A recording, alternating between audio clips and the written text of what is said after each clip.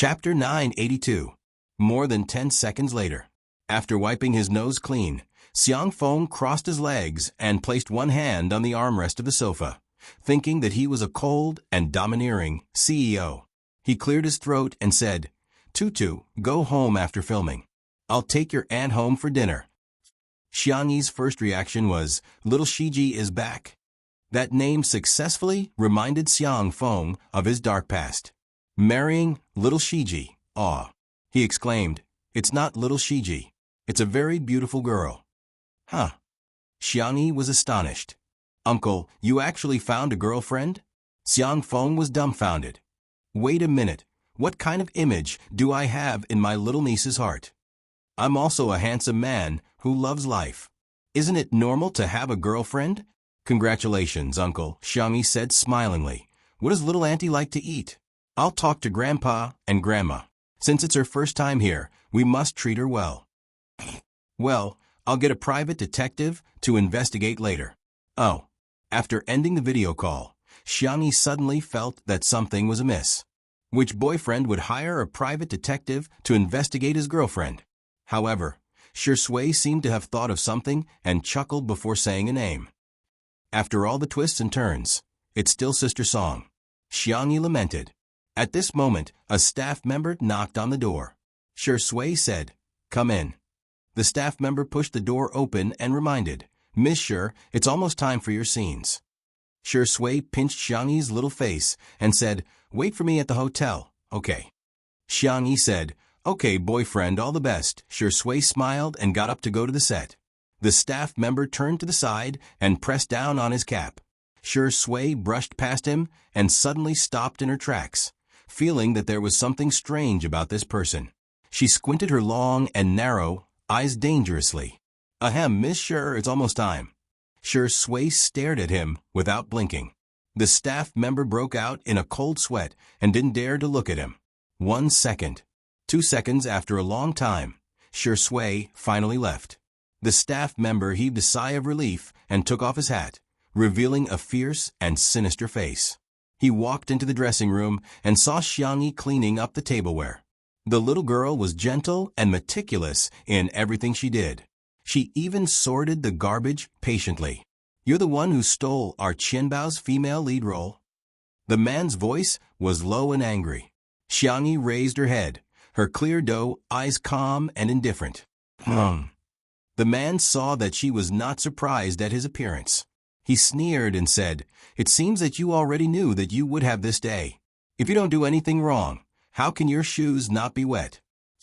Xiangyi couldn't help but correct him. "You seem to have used it wrongly." The next sentence is, "I'm not afraid of ghosts knocking on my door." And the previous sentence is, "I'm always walking by the river." The man was obviously choked and said angrily, "What are you showing off for? Didn't you just study for a few more years? Our Qianbao was poor and didn't have the money to go to school. She didn't want to sleep with the unspoken rules, so you stole the female lead role. Let me tell you, I'm here today to take revenge for our Qianbao." Oh, now have a taste of what real fear is.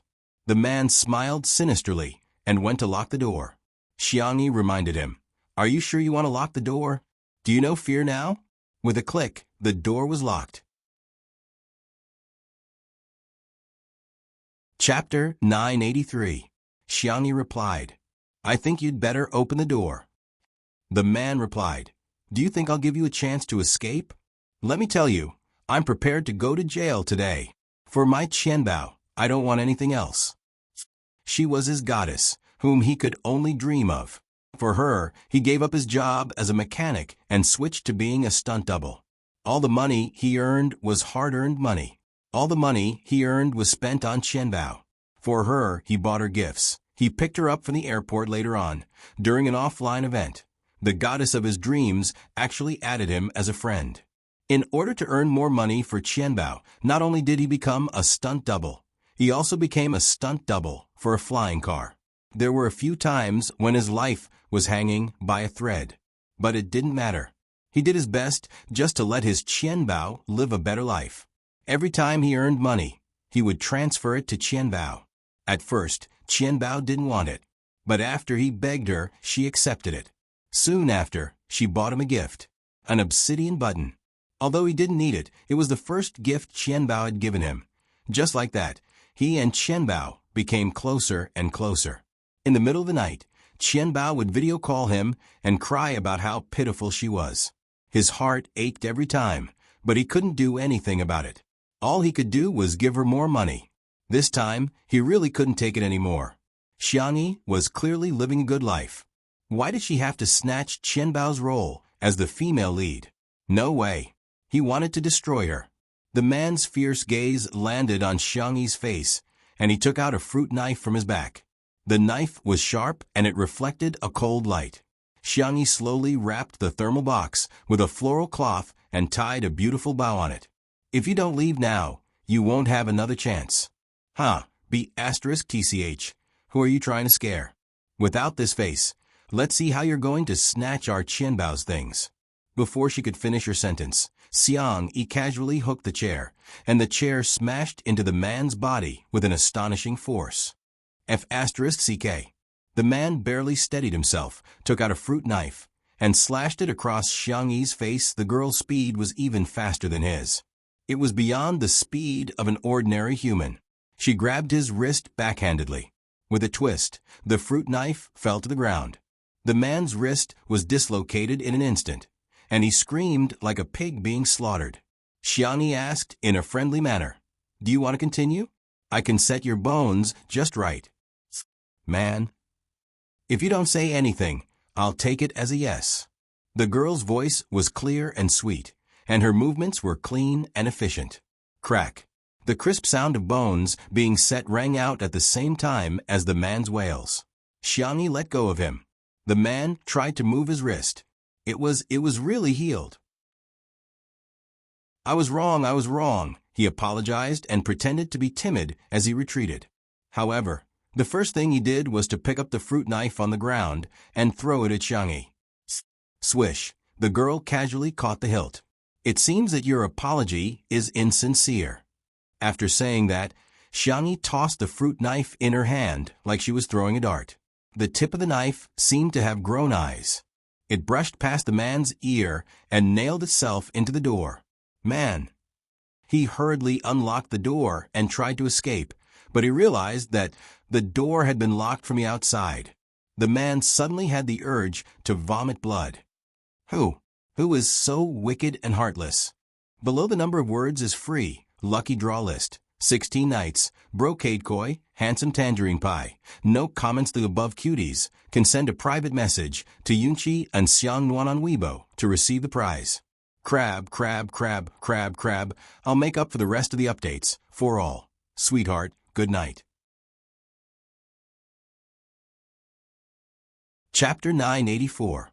Behind him, the footsteps were getting closer and closer. Tap, tap, tap. It was light and agile. To the man, it was scarier than a horror movie.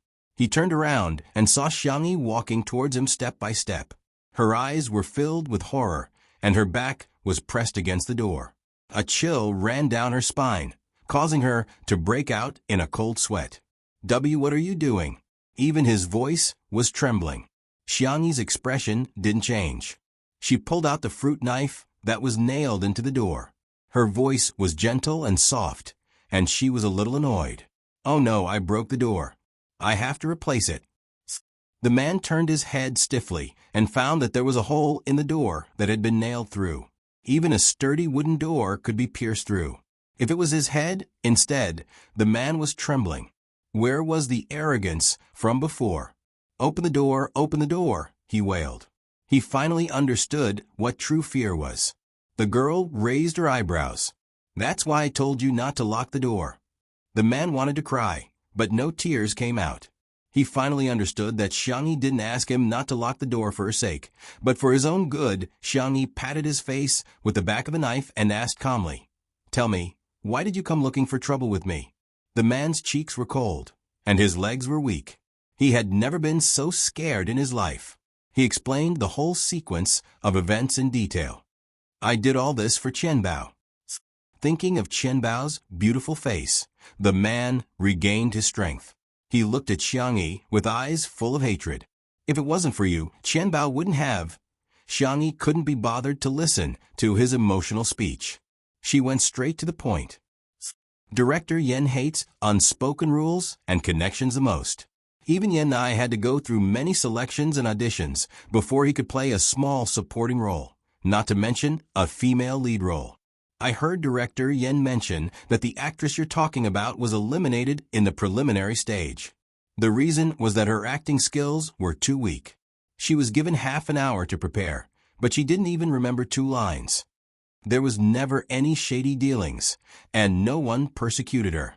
With director Yan's personality, if he really chooses her to be the female lead, no one will be able to snatch her away. The man felt as if he had been struck by lightning. He was stunned for more than 10 seconds before he murmured, "No, I don't believe it. The audition video was released a long time ago, but not many people paid attention to it. You should be able to find it if you search for it." The man trembled as he took out his phone. He searched for a while and found the audition video. Qianbao's performance could be described as barely satisfactory. It was already good enough. Regardless of whether it was her acting skills, her knowledge of lines, or her ability to change her emotions, there wasn't a single thing that she could bring out. She cried for a long time, but not a single tear fell. Her eyes widened in anger, shock, and even when she saw the male lead, her eyes widened. The man fell to his knees in silence. Could it be that Qianbao was lying? No, impossible. Why would she lie to me, Xiangyi? Then take your time crying. I'll leave first. The man couldn't open the door no matter how hard he tried, but she easily opened it. After the girl left, the man pulled at his hair frantically for a long time before he realized that Xiangyi was actually she didn't argue with him. How could there be such a good thing? He was secretly relieved and was about to leave when a slender figure blocked his way. Shui smiled faintly. "You're bullying my little bunny, huh?" With a casual tone, he closed the door. The man? Chapter 985. Xiangyi carried the thermos and walked over while the crew members rushed to greet her. "Sister E, it's been hard on you. Go back and rest well." "See you tomorrow, Sister E." Xiangyi responded with a smile. A new crew member stared at her slender back and swallowed his saliva. "Wow, I realize that men aren't the only ones who are lustful. Even girls are lustful when they see pretty girls." The person beside him laughed and said, "Exactly." The newcomer said, "But then again, Sister E is really popular." "Of course. She's pretty and polite, and she even brings delicious food for everyone. Who can resist that?" Just as they were chatting, they suddenly received a notice. The stunt actor for today's flying car had skipped work, and the director was trying to find another person to replace him. The two of them hurriedly shared the post on their WeChat moments, but to no avail. Stunt actors for flying cars are rare, to begin with. It'll probably be difficult to find one at the last minute. But I heard that today's scene is very important. The car and detonation point have all been prepared. Director Yin even specially applied to the higher-ups to seal off a section of the road on the mountain. If the filming doesn't go well, we'll lose a lot of money. Everyone in the crew was similarly worried. On the set, Director Yin was so anxious that he was walking around in circles. The contract has already been signed. Why isn't that person here yet? Yin Nai was memorizing his words at the side like an obedient child. Rong Huai, who was beside him, was playing with his cell phone nonchalantly. After scrolling through a Weibo post, he sprung up. "What's the matter?" Yen Nai hurriedly asked upon seeing his strange expression. F***CK XXXXX, this group of bastards XXXX. What kind of shit is this? The young man spat out a string of vulgarities, causing Yen Nai's eyes to widen. How can you scold people?" Rong Huai said angrily. "Take a look for yourself." Yen Nai leaned over to look at his cell phone screen, only to see that Rong Huai had scrolled through a Weibo post in the same city. There were 0 likes and comments, but the content was terrifying. "Qianbao's Night V. For Qianbao, I'm willing to do anything. My heart belongs to you. As long as you're happy, I'll ruin Xiangyi." The accompanying picture was of a pair of tattooed hands holding a fruit knife. Yen Nai's face paled. "This tattoo. I've seen it before. He seems to be today's stuntman." Rong Huai's pupils constricted as he cursed under his breath and immediately went to look for Xiangyi. Just as his long legs moved, he saw Xiangyi appear in his line of sight. Rong Huai locked his gaze on Xiangyi and heaved a sigh of relief after making sure that she was safe and sound. Xiangyi walked up to Director Yan and briefly explained what had happened between her and the stuntman. No one heard him clearly. They only heard Director Yan ask in return, "The stuntman left? You're letting him go just like that?" Realizing that his voice was too loud, Director Yan lowered his voice. "Don't be afraid, I'll call the police now. I must seek justice for you." The staff didn't hear the rest of the words and couldn't help but whisper. "So it was Sister E who asked the stuntman to leave? Is there something you're hiding?" The speed at which gossip spread was even more rampant than a virus. By the time it was posted online, it had already become. Xiangyi threw her weight around and chased away the stuntman from the production team, causing the production team to suffer heavy losses. Several fans, who had long disliked Xiangyi for taking on 2 good jobs in a row, began to make sarcastic remarks. "Wow, she's so arrogant. Be careful. The higher you stand, the harder you fall." Chapter 986. She's been bragging about being gentle all this time, but now she's given herself away. I knew she wasn't a good person. Seriously, don't you think Xiangyi is very scary? She's always wearing a mask, which makes her look so unreal. She can't even tolerate stuntmen. This must be her true colors. Oh my God, I heard that the crew even sealed off a section of the road for this scene. If we can't film it today, the losses will be at least 7 figures. The Spicy Tudu fans' response to this was, "Quietly watching you guys wreak havoc." JPG. The Sure Sway sisters were fiercely protective of their child. 8B*TCH will be punished by the heavens. Whoever badmouths Sister E is going to lose. In terms of combat power, the Sure Sway sisters were no match for the Sure Sway sisters even if they joined forces. For a while, they didn't dare to confront them head-on. However, it wasn't easy for them to find a flaw in Xiangyi, and they tried their best to magnify it. "Xiangyi has caused losses to the crew. Do you admit it?" I'm dying of laughter. Who's bad-mouthing her? She's the one who did something wrong. No matter what the reason is, there are no stuntmen anymore. Can she bear the responsibility? While the netizens were arguing, the crew was very harmonious. Director Yan carefully instructed someone to call the police, but he didn't forget to comfort Xiangyi. "Sister E, don't feel burdened. You're completely the victim today. Don't worry. I'll pay for the losses of the crew out of my own pocket. I can still afford it." He was a director, but he was also a human being. A crime was a crime, and the culprit should be the one to blame, not the victim. Xiangyi was stunned for a moment, and a warm current flowed through her heart. She was actually very lucky to always meet such a gentle person. The girl blinked and asked, "Stuntmen? Excuse me, can I try it?" A few minutes later, the entire crew was in an uproar. "Have you guys heard? Sister E volunteered to be in charge of the stuntmen today. Sister E is so delicate and weak. Has she gotten her driver's license yet?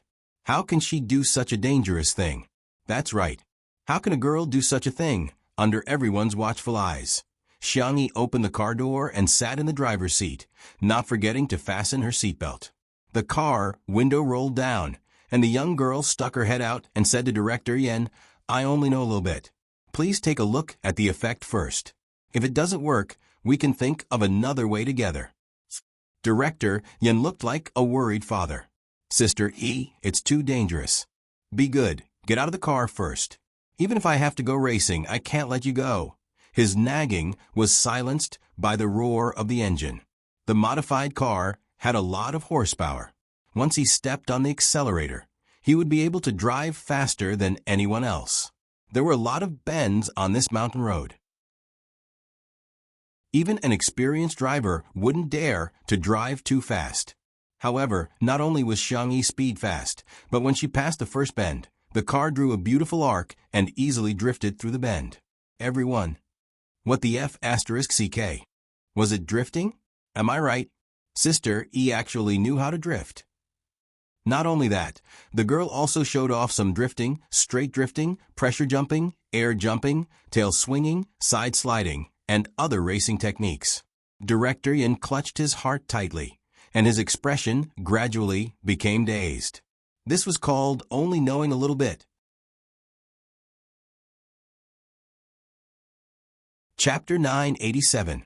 Screech. The tires rubbed against the ground and came to a sudden stop. Xiangyi alighted from the car. Seeing that everyone was silent, she curled her finger guiltily.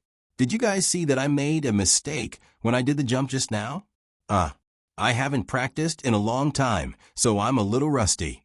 Why don't I do it again? I think I should be able to perform better. Everyone seemed to have woken up from a dream as they looked at Xiangyi in a different light. Big boss. She's the real big boss. Big boss. She's the real king.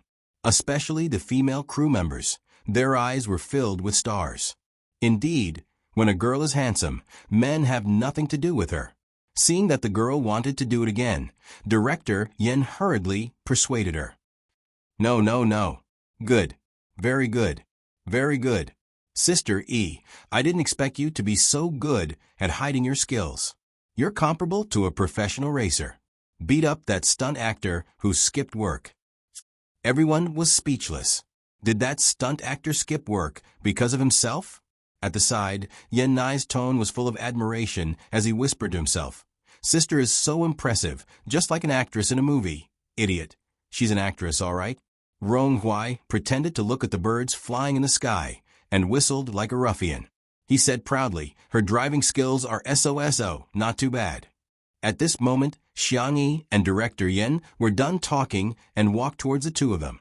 Rong Huai, is it convenient for you to lend me your jacket? The arrogant little wolf cub immediately straightened his back.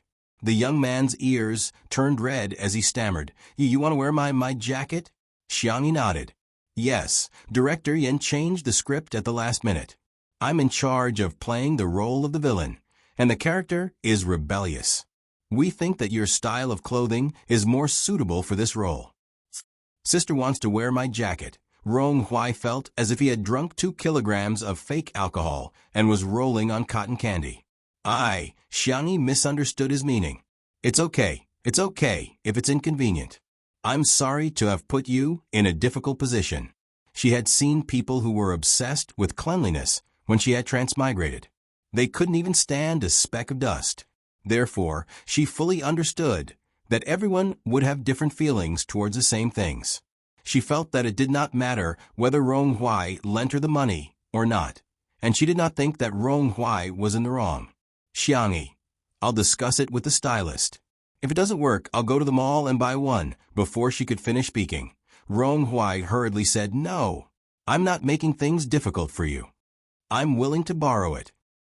The youth began to take off his jacket on the spot and even placed his hand on his black belt.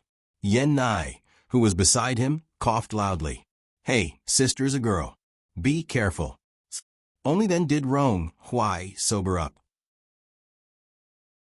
The little wolf cub's ears turned red, and it wished it could dig a hole and bury itself in it.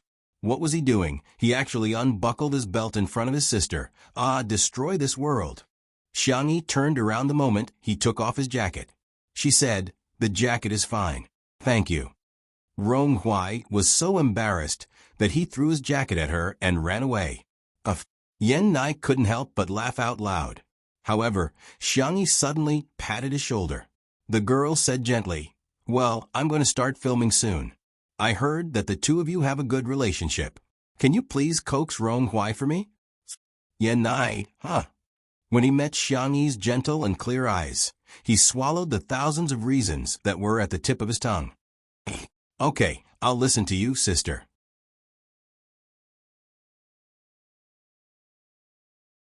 Chapter 988. In an empty corner. Rong Huai squatted in the corner and pulled up his sweater. He then tightened the rope with a swoosh. As the scene of social death replayed in his mind, he actually took off his pants in front of sister. Took off his pants. Suddenly, he heard a gentle and obedient voice. Rong Huai, are you all right? Rong Huai looked up and saw that it was Yen Nai. He said arrogantly, "What are you doing here? You're a model student." 2 days ago, Yen Nai had received the Model Student Award and happily shared it with him. However, Rong Huai felt that he was showing off. After all, let alone being a good student, he had never even received a positive labor award or a helpful award since he was young. "I'm here to coax you," he said matter-of-factly. Rong Huai was dumbfounded. "Coax? I'm a man. Do I need this?" Yen Nai took out a piece of candy from his pocket. Although he couldn't bear to part with it, he finally made up his mind and handed it to Rong Huai. "Here's sister's candy. Have it." Rong Huai was flabbergasted. What the hell? Could it be that this three-merit student had some inappropriate thoughts about him? Yen Nai smiled, unaware that the little wolf in front of him had already imagined dozens of dramatic scenes on set. Director Yen confirmed again. "Sister He, have you really made up your mind?" Xiangyi said, "Yes." Director Yen was still a little worried and got the crew to check the car inside and out again to make sure that there were no problems with the accelerator and brakes. "We'll get ready to begin then." Director Yen then instructed, "If there are any problems, stop immediately. Don't force yourself, got it?"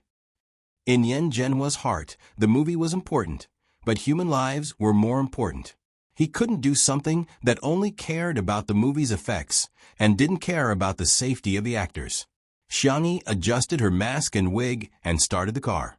After the makeup artist's skillful makeover, she now looked like a thin and rebellious teenager. Her short, flaxen hair accentuated her fair skin, and she leaned her elbows lazily on the steering wheel while tapping rhythmically. "Let's try to get this scene done in one take. Is everyone confident?" Director Yen began to mobilize them. Everyone at the scene said, "Of course." "Okay, action." When they heard Director Yan's command, the cars started a chase. Shoot the racing scene first, then edit the scenes inside the car. The effect would be better if they edited it later. The cars used for this scene were not cheap. In the end, one of them had to flip over and another one exploded. It was a test of the budget. Everyone was well aware that there was almost no possibility of a second chance. Other than Xiangyi, the other drivers were all stunt performers and had rich experience. Everyone was worried about whether Xiangyi could finish this long shot under such high pressure. But what was shocking was that Xiangyi made zero mistakes. Drifting, heel-toe tangent passing, attacking, and defending in a roundabout way, jumping in the air. The series of predetermined movements were completed flawlessly. In comparison, it was the special effects actors who made some small mistakes.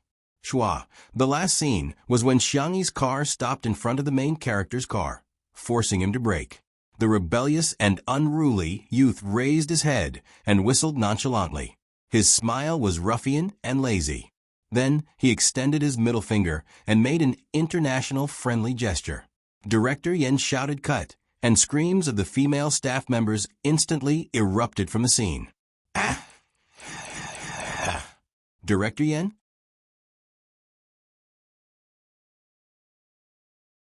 Chapter 989. Wait a minute, what was wrong with these young ladies? He could understand why they were screaming at male celebrities, but why were they screaming at Sister E? The assistant director tried to stifle his laughter and said, "Young ladies nowadays don't necessarily like men. When a female celebrity is handsome, male celebrities will have nothing to do with her." Director Yen looked like he had experienced the vicissitudes of life. "I really don't understand the young world anymore." The moment Xiangyi got out of the car, she was surrounded by female crew members. "Ah, hubby, drink some water. Hubby, are you tired? You must be feeling hot, wearing a wig. Let me wipe your sweat for you. Hubby, I have energy bars here. Do you want one to fill your stomach?" When Shi Sui arrived at the set, he saw his little bunny being surrounded by everyone. Little bunny was holding a bunch of food and drinks in her arms. There were girls wiping her sweat and holding her drinks. There were even girls who were blowing at her with a small fan. "Hubby, can you call me wifey?" "Boo-hoo, Shi Sui, ? He suspected that there was something wrong with his ears. The next second, He heard his little bunny lowering her voice and switching from a sweet young girl's voice to a lazy young man's. Wifey, what else do you want to hear? Huh? Hence, the screams became even louder. Ah, hubby, I love you. Sure Sway. Director Yen seemed to have noticed Sure Sway's confusion and wanted to watch the show. You didn't expect that apart from men, there are also so many female rivals in love. Sure Sway smiled. Rivals in love are just rivals in love. They only have one boyfriend. Director Yen, who used to treat Xiangyi as his daughter-in-law, felt inexplicably stifled. He changed the topic. Why are you so late? Weren't you always the Amarok when Sister E was filming? Sure Sway said casually. I was dealing with the garbage. Oh, you're quite particular. But garbage sorting is very important. I'm preparing to shoot an environmental documentary after this film. Let me tell you, environmental protection is too important, Director Yen kept nagging. Sure Sway lazily took out a lollipop. In this movie, his character had a smoking scene, and his addiction to smoking was aroused again. In order to quit smoking, Xiangyi prepared a lollipop for him. After talking for a while, Director Yan's throat was dry. He picked up the thermos and drank some water. Puzzled, he asked, How long have you taken out this candy? Why aren't you eating it? Is it scalding your mouth? Sure Sway smiled without saying anything. Coincidentally, Xiangyi walked over. She still had the appearance of a rebellious youth, but her temperament and eyes were completely different. She was rebellious and unruly in the drama, but now she was gentle and soft. Sure, pitiful Sway. Sister E, can't open it. Director Yen was speechless. Let me. Xiangyi held the bottom of the bag and squeezed it hard. The bag made a bang and the seal opened automatically. The girl smiled and put the candy into his mouth. Is it sweet? Director Yen was speechless. He had lost. He had lost. He knew Sure Sway was a dog, but he didn't expect Sure Sway to be such a dog. Director Yen walked away silently. He didn't know if the lollipop was sweet or not, but he was already full of dog food. He habitually took out his phone. When he saw Xiangyi being accused of acting like a diva, Director Yen frowned. How dare they slander Sister E? Sister E almost became his daughter-in-law. Rounding it up, he was Sister Yi's father. Just wait, haters, your daddy fan is here. Smiley face.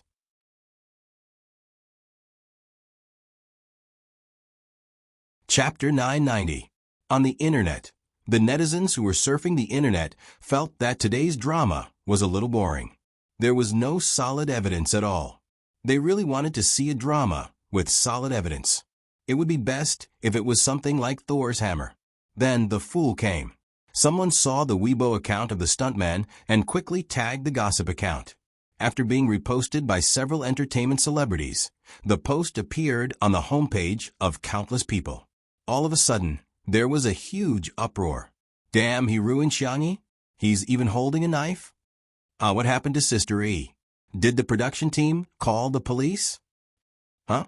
So it's not that Sister E is throwing her weight around and chasing him away, but that stuntman is the one who's problematic. Of course, there were also people who were still trying to defame Xiangyi. No matter what, it's an indisputable fact that the stuntman has caused losses to the production team. Right. He might just have posted something on Weibo. He might not have really done anything. Can't he just say it? He's affected the progress of the production team and caused major losses. How can he clear his name?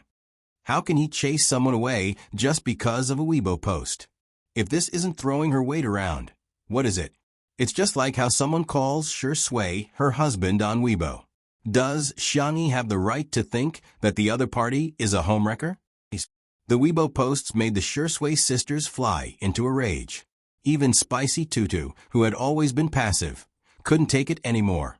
Even a rabbit would bite when it was cornered. Hence, on this day, the entire fanbase witnessed Spicy Tutu's combat prowess.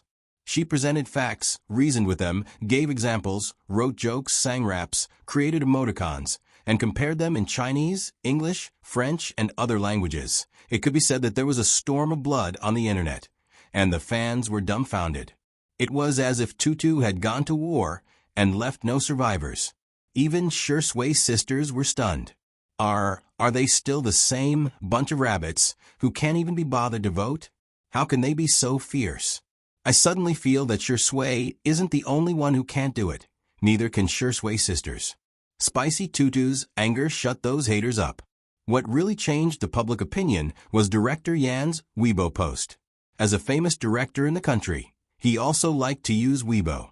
He also had millions of fans on Weibo, which was more than some of the B-list and B-list celebrities. Yen Zhenhua V. To clarify 2 points. First, Sister E did not put on airs. Second, Sister E did not cause any losses to the crew.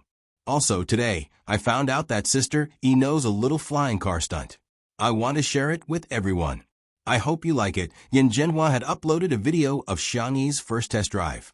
There wasn't much of a storyline, and the shots were the most ordinary shots. However, Xiangyi's racing skills were already amazing. The netizens were speechless. You call this a little bit? It's clearly 100 million dots. F*CK? So Sister E also has racing skills? Is there anything Sister E can't do? Ha ha ha, I can hear the girls screaming at the scene, and some are even calling for their hubby. They're practically shouting my heart out. My husband is so handsome. The official fan clubs and fans of Xiangyi's who were competing with her also gave instructions. They could provoke anyone except Xiangyi. This wave of face slaps that could be described as lightning speed made the netizens play a joke. Magical girl Xiangyi had the glorious beauty halo, the team pet halo, and the 100% face-slapping halo. Her talent skills were as follows: God of Cooking LV, $9.99, Medical Sage LV, $9.99, Art LV, $999, Sports LV, $9.99, Force LV, $999. In short, she was a max-level big shot.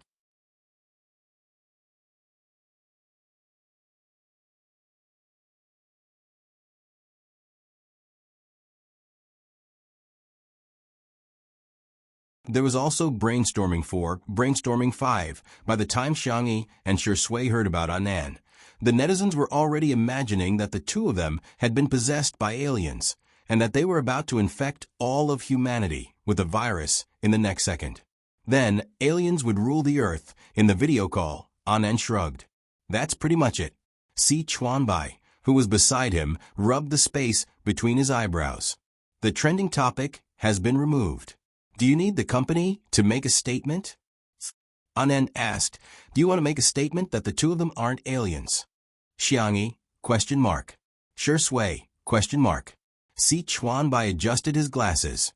The gold medal manager, who had always been strict and indifferent, had learned how to flatter. That's a good idea. It's worth learning from. Really? Anan said embarrassedly. It's not that impressive.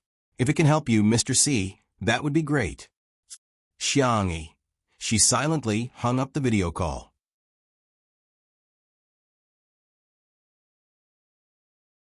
Chapter 992. As soon as Xiangyi hung up the video call, Director Yen hurriedly rushed over. Sister E, why don't I post the video of you racing in men's clothing? Otherwise, the netizens will misunderstand. What kind of messy trending topic is this? Xiangyi shook her head. No need, Director Yen.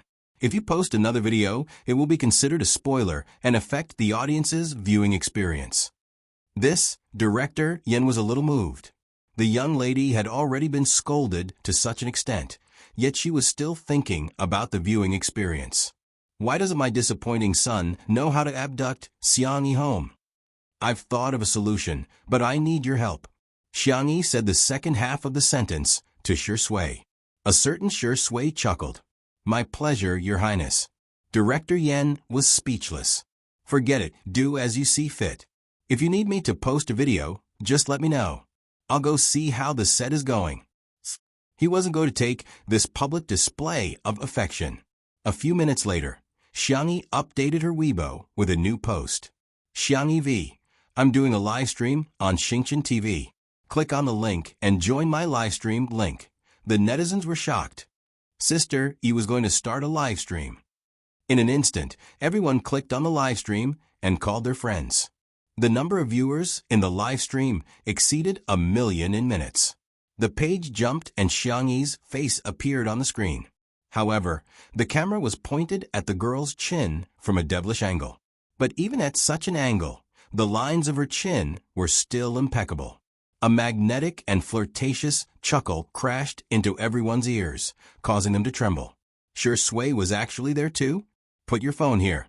Shui placed Xiangyi's phone on the stand and zoomed out to capture Xiangyi's upper body. Wait a minute, why wasn't it Sister E but a boy? The netizens looked at the short-haired young man on the screen in confusion. What the F***? Is Shui provoking everyone?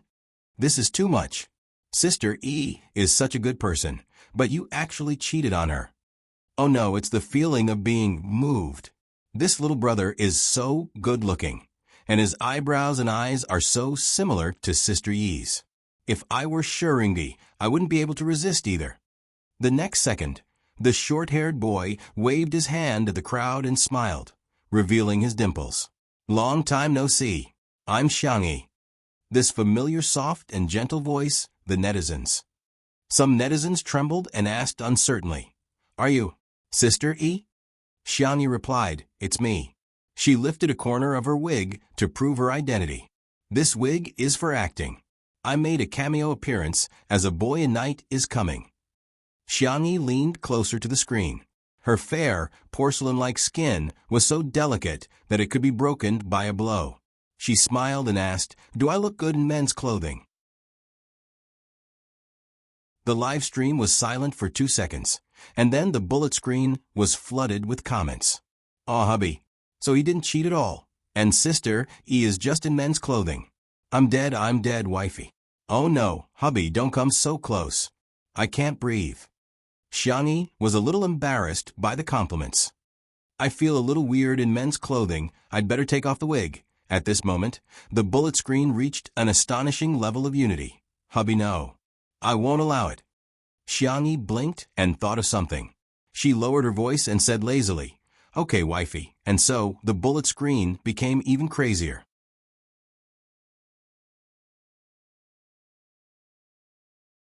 Chapter 993. Sob, hubby. Sister E, I can dress as a man. I don't care. Sister E is calling me wife." As for Shui, he was ignored by the netizens. The man folded his arms and glanced at the comments from time to time, feeling a little jealous. He took out his cell phone and sent a message to Si Chuanbai. "What if your girlfriend is more popular than me?" After a long time, Si Chuanbai finally replied, "You only found out now?" Shui was dumbfounded. A certain best actor who was indignant about being ignored decided to be a little impulsive. He covered his lips with his slender fingers and coughed twice. As expected, Xiangyi's attention was immediately attracted, and she couldn't be bothered to interact with the netizens. She turned around and asked with concern, "Are you all right?" "It's just my throat feels a little uncomfortable." Shui coughed a few more times and said weakly, "I'm sorry to have affected you." "No way. Wait here, I'll go get you some lozenges and syrup." The girl got up to look for the medicine, while Shui's lips curled into a smile. Xiangyi didn't see his smile, but the netizens watching the live stream could see it clearly. Shui is the most shameless of the family of 4. Little Shiji is just a younger brother to you. The dragon's well of the mortal world is Sui, a little Sui. Shui wasn't annoyed and instead said with a smirk, "Everyone, you're flattering me." Everyone was speechless. They were shocked. Has a certain best actor become so thick-skinned? Seeing that he was in a good mood, the fans mustered up the courage to ask him all sorts of questions. Ever since Shui debuted, he had never accepted any interview or variety shows. Apart from the publicity period for his works, he had been in a state of seclusion for the rest of the time. His fans were looking forward to interacting with him, but they didn't have the chance to. Shui answered almost all of their questions today. What's the experience of filming a movie? During the process of making a movie, there were both beautiful and torturous moments. But when I see my character appear on the big screen, it is indeed a very fulfilling thing. Wedding date? I've lived for 27 years, and I've never been urged to get married by my family. You guys are actually urging me to get married. Baby's name? Oh, the name you came up with is not bad. I'll keep it for future use. When Xiangyi came over with the medical kit, she happened to hear Shui say, hobby. Does chasing stars count? But when the netizens asked who he was chasing, Shui just smiled and said nothing. Xiangyi sat down beside him and asked curiously, chasing after idols? Who are you chasing? Shui, it's a secret. Oh, Xiangyi had never liked to pry into other people's privacy. She took out a bottle of throat lozenges from the medical kit.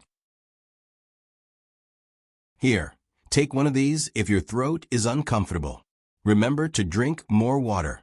Also, take this medicine 3 times a day. If it's loquat syrup, don't drink water for half an hour after you finish it. You've been too tired recently. After you're done with work, you must stay in bed and rest for the next few days. Drink more hot water to promote your body's metabolism. The viewers of the live stream immediately went into a frenzy. 3 times? Isn't that too little? Dog head. Resting in bed alone is not as effective as resting in bed with 2 people. Why drink hot water? Sister E is feeding the medicine with her saliva. Please unlock the paid content immediately. After Xiangyi gave her instructions, she wanted to take a look at the comments on her phone, but Shui covered her eyes. Huh? The girl was puzzled. Shui said calmly, it's not suitable for children. I see, Xiangyi whispered. But now that you mention it, I want to see it even more. I want to see how inappropriate it is.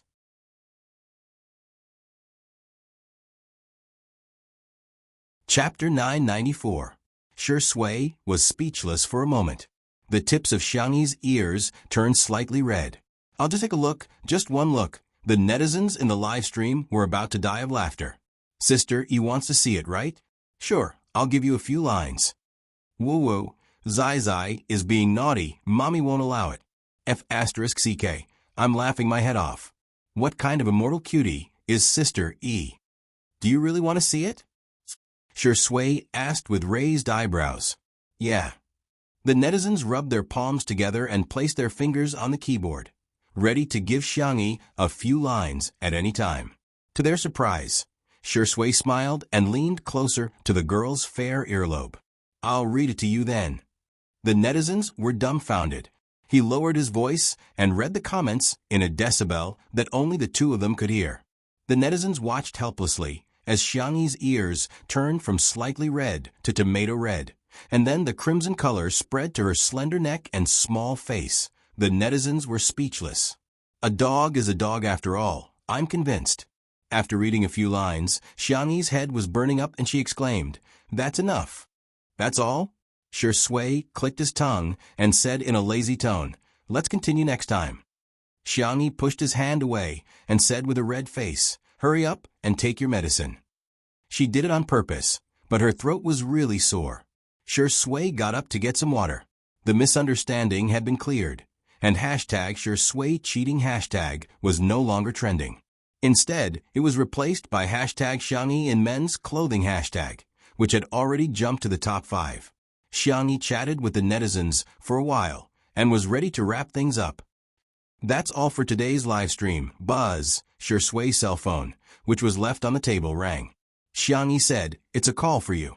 Shui said without turning his head, Answer it for me. Oh.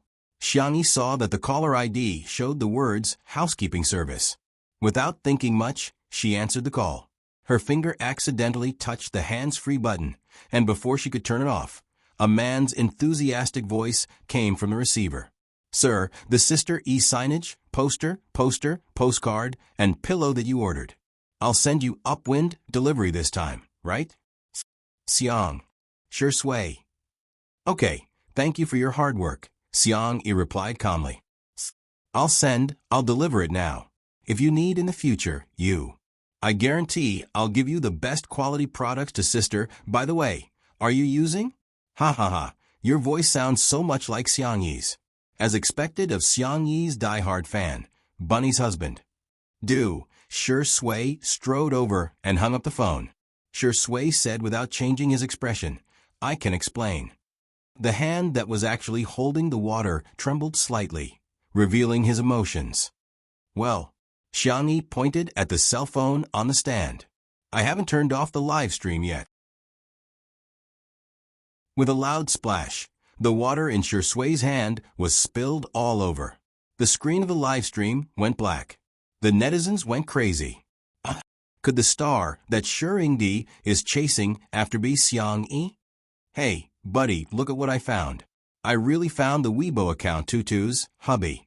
The content on Weibo is all about Sister Yi's likes, comments, reposts, and votes. She's definitely the #1 fan. Ha ha ha ha ha. Shui, you've exposed yourself. You're even wooing your own wife after seeing yourself as a couple. Awesome. Really awesome.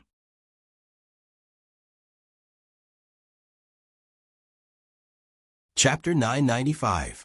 On Weibo, Shui was at the top of the trending searches. Hashtag I'm chasing my wife hashtag was at the top of the trending searches for an entire day. His post on Weibo Tutu's husband was also shared by netizens. It was like a public execution. For example, Tutu's husband. I like Tutu so much. Tutu's husband. Are you going to criticize me again? Do you think I'm dead? Tutu's husband. Every day with Tutu is beautiful. Sunny days are beautiful. Cloudy days are beautiful. And rainy days are beautiful too. Because it's Tutu, everything is just right. While the netizens were laughing, they were also genuinely jealous. Woo-woo, it's too untimely, isn't it too sweet? Shui is secretly using a fake account to chase after his wife. In reality, the scene was very awkward. Xiangyi stared at Shui. Shui avoided her gaze. The girl asked uncertainly, so the celebrity you're chasing after is me? Shui stuffed a mint-flavored throat candy into his mouth, indicating that it was not convenient for him to speak.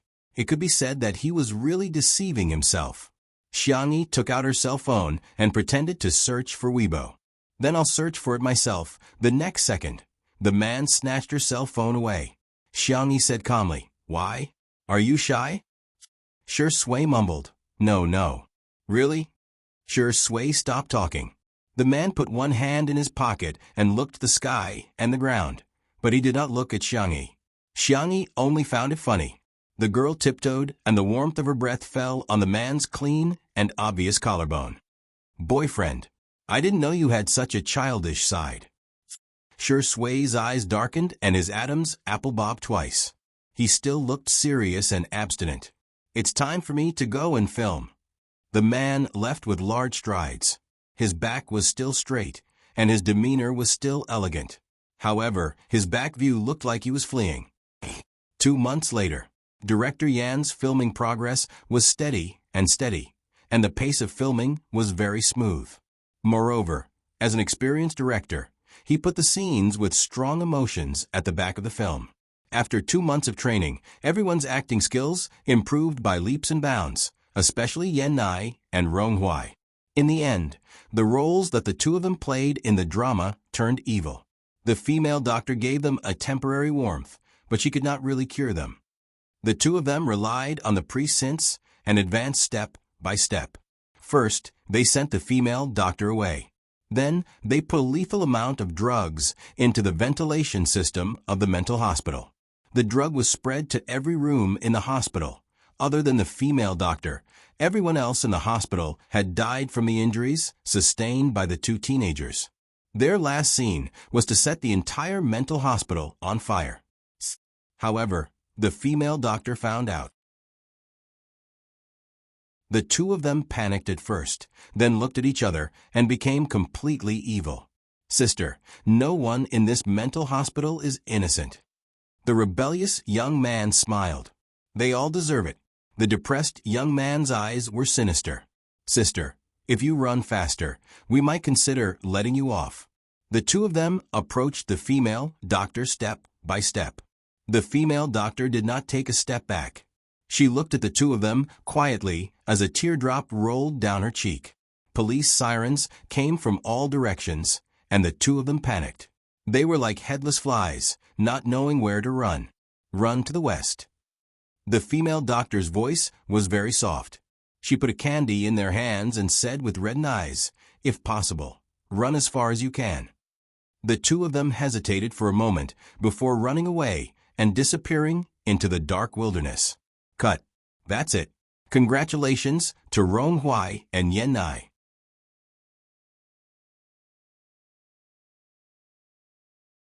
Chapter 996. No one said a word. After a long time, Yen Nai sobbed softly. It was as if a switch had been turned on as many emotional staff members began to wipe their tears. Hey, what's there to cry about? You're just so pretentious. Rong Huai complained as his eyes turned red. They had been filming together for more than 2 months and had experienced the joys and sorrows of the characters together. It would be a lie to say that he was not moved. Suddenly, Rong Huai felt a gentle pat on his shoulder. He turned his face and met the gentle smile of a young girl. Here, the spicy strips that you two want to eat. Who wants to eat this kind of junk food?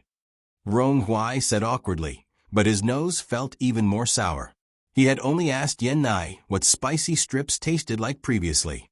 Yen Nai said that he did not know either. Yen Nai's mother was very strict and did not allow him to eat snacks since he was a child. Rong Huai had never been interested in these things since he was a child, but he was curious now that he was older. Xiangyi was also present at that time and smiled and said that she would make some for them to try. Unexpectedly, Xiangyi remembered it. She really made some for them. The young girl bought the snacks in small packages and gave them all to the two of them. Try it. If you like it, I'll make something else for you next time. Yen Nai could no longer hold it in as he sobbed softly and cried pitifully. Rong Huai gripped the vacuum bag so tightly that the veins on the back of his hand bulged. He was slow to get into character, but he was very immersed in it. Subconsciously, he had already equated Xiangyi with the female doctor in the drama. She was so gentle. Would there be a place for him in her heart? He did not want too much. Just a little would do. However, Shi Sui's appearance shattered his fantasy. The man had a furry fleece jacket on his arm and 2 cute rabbit ears on his hat. He put the jacket on Xiangyi's shoulders and asked softly, "How do you feel?" Xiangyi chuckled and said, "Don't worry, I'll get out of character very quickly." The speed at which the two of them got into character was probably the fastest in the industry. They were emotional in the drama, but they were calm outside the drama. A look of disappointment flashed past Rong Huai's eyes. The little wolf cub still did not know how to hide it, so Shi Sui easily discovered his abnormality. The man raised his eyebrows, but he didn't say anything to save his face. His slender and powerful hands were clasped tightly around Xiangyi's slender waist, declaring his strong possessiveness.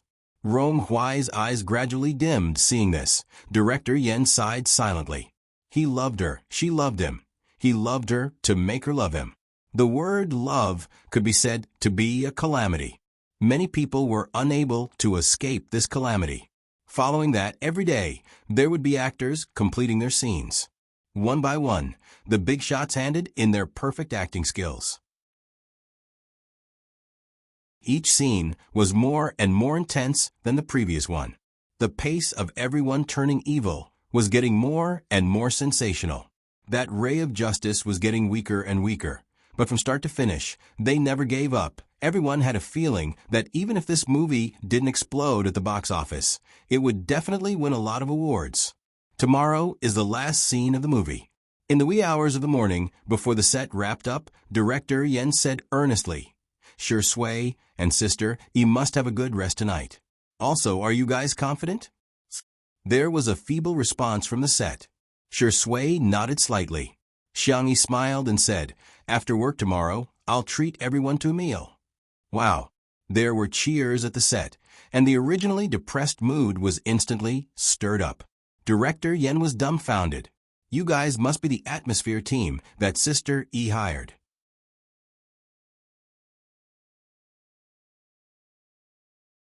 Chapter 997. It was late at night. In the corridor of the hotel, Annan and Si Chuanbai were delivering supper to their artists. "Mr. Si, do you think it's appropriate for me to deliver supper to little darling?" Annan's hands were empty. In contrast, Si Chuanbai's hands were full of bags. The man said calmly, "It's a good thing to avoid arousing suspicion." Let's deliver it to Sure Sway first, then let him deliver it to Sister E. Or perhaps we can deliver it to Sister E together. Wow, Mr. C is so thoughtful. Boo-hoo, Mr. C, you're so good at it. This little colorful guy's boot-licking was really, one would never get tired of hearing it. The corners of Si Chuanbai's lips curled up subconsciously. He had Sure Sway's key card and had informed him in advance. When he arrived at the door, he knocked twice and swiped the card to enter. Sure Sway was sitting on the single-seater sofa by the floor-to-ceiling window, his long legs crossed as he lazily flipped through the script. He had already flipped through a few pages of the book to the brim. Eat something first. Don't worry, we only bought bland food. Si Chuanbai placed 2 large bags on the coffee table. Sure Sway looked up. His black hair had been grown long for the sake of the plot. His hair was loose and covered his eyes, making him look like a model from a Japanese magazine. Have you delivered it to her? Not yet. Anand raised his hand. Then let's deliver it to little darling together? Sure Sway slowly closed the script. Although he was smiling, his smile was extremely cold. What did you call her? Sure Sway's aura was strong and overwhelming. Anand couldn't withstand it at all and changed his words. Sister E. Sure Sway restrained himself and said gently, only I can call her little darling from now on. Anand's eyes lit up. Sure Sway is so manly and protective of his wife. Si Chuanbai pressed his forehead, but his thoughts were Sure Sway was becoming more and more like a primary school student. The 3 of them carried the takeout bags and went to look for Xiangyi. The doorbell rang a few times, followed by the sound of footsteps. Xiangyi opened the door with the script in her hands. She seemed to be thinking about tomorrow's scenes. Anand was stunned for a moment. Only then did he realize that both Sure Sway and Xiangyi had top-notch talents among their peers, but they still worked very, very hard.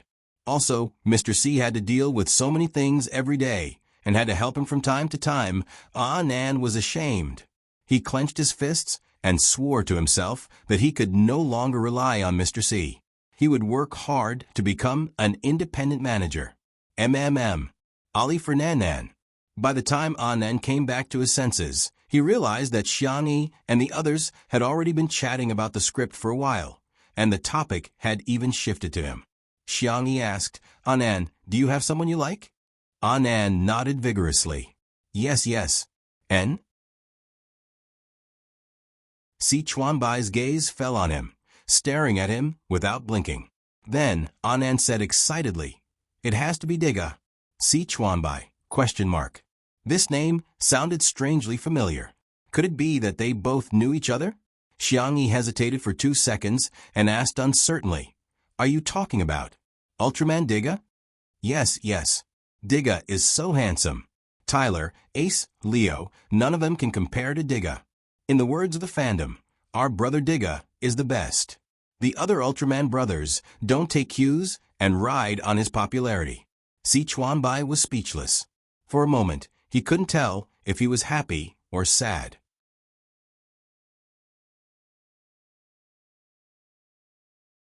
Chapter 998. Si Chuanbai didn't know whether to laugh or cry. He was dejected. Sure Sway and Xiangyi, on the other hand, were having a hard time trying to hold back their laughter. Judging from Anand's carefree attitude, Si Chuanbai would probably have a hard time in the future. Anand said a lot about Ultraman before he realized that something was wrong. He said embarrassedly, Am I talking too much? No, you're not. Xiangyi tried to smooth things over. I think your passionate feelings are similar to the feelings a female doctor has for a pastor. Sure Sway shook her head. No, I think the pastor is the one who is passionate about the female doctor. He's just pretending. The 2 of them had different understandings of the script and different perspectives, so they started to discuss it. Si Chuanbai and Anand each expressed their own opinions, and it was much smoother. The next day, at a church, the film crew had rented a church for the day, so they had already cleared the place. Sure Sway and Xiangyi came to the set after getting their hair and makeup done. Director Yen said, I won't talk about the last scene because I think it will restrict you. You're free to act according to your own interpretation of the script. As soon as he finished speaking, there was an uproar. Director Yen, who had a very high control over the script, actually wanted the two of them to act by themselves. To be honest, it was difficult to write a composition with a topic, but sometimes it was even more difficult to write a composition without a topic. Similarly, it was the same for acting. With the director talking about the script, it was equivalent to giving the actors a direction. On the other hand, it depended on the actor's own understanding and ability. Shui and Xiangyi both expressed that they had no objections. Then let's begin. Director Yen took a deep breath, and the entire crew became nervous. The morning light shone on the glass windows of the church, giving them a faint layer of gold. The obedient-looking children were singing hymns against the light. Their tender voices sounded like angels descending. Pure white roses were everywhere in the church. Large patches of them symbolized the purest image, and a flower of sin bloomed in the most sacred place. The female doctor walked in.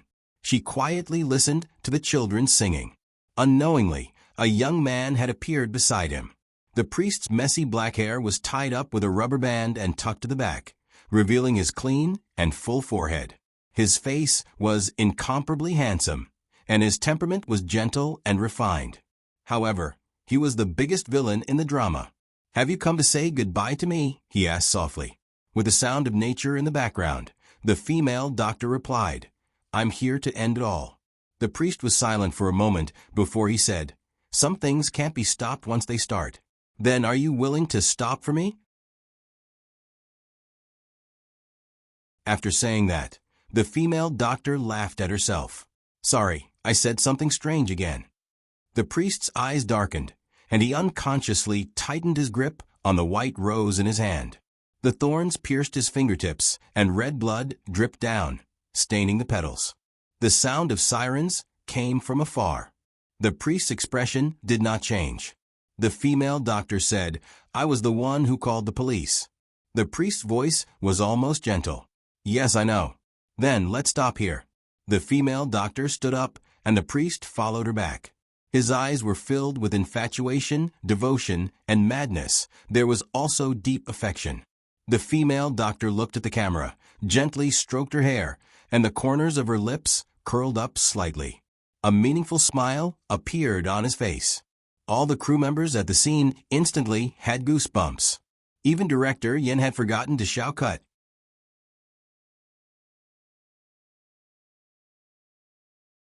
Chapter 999. After a long time, it was only after Xiangyi's reminder that everyone regained their senses. "Director, is it okay this time?" Xiangyi asked gently.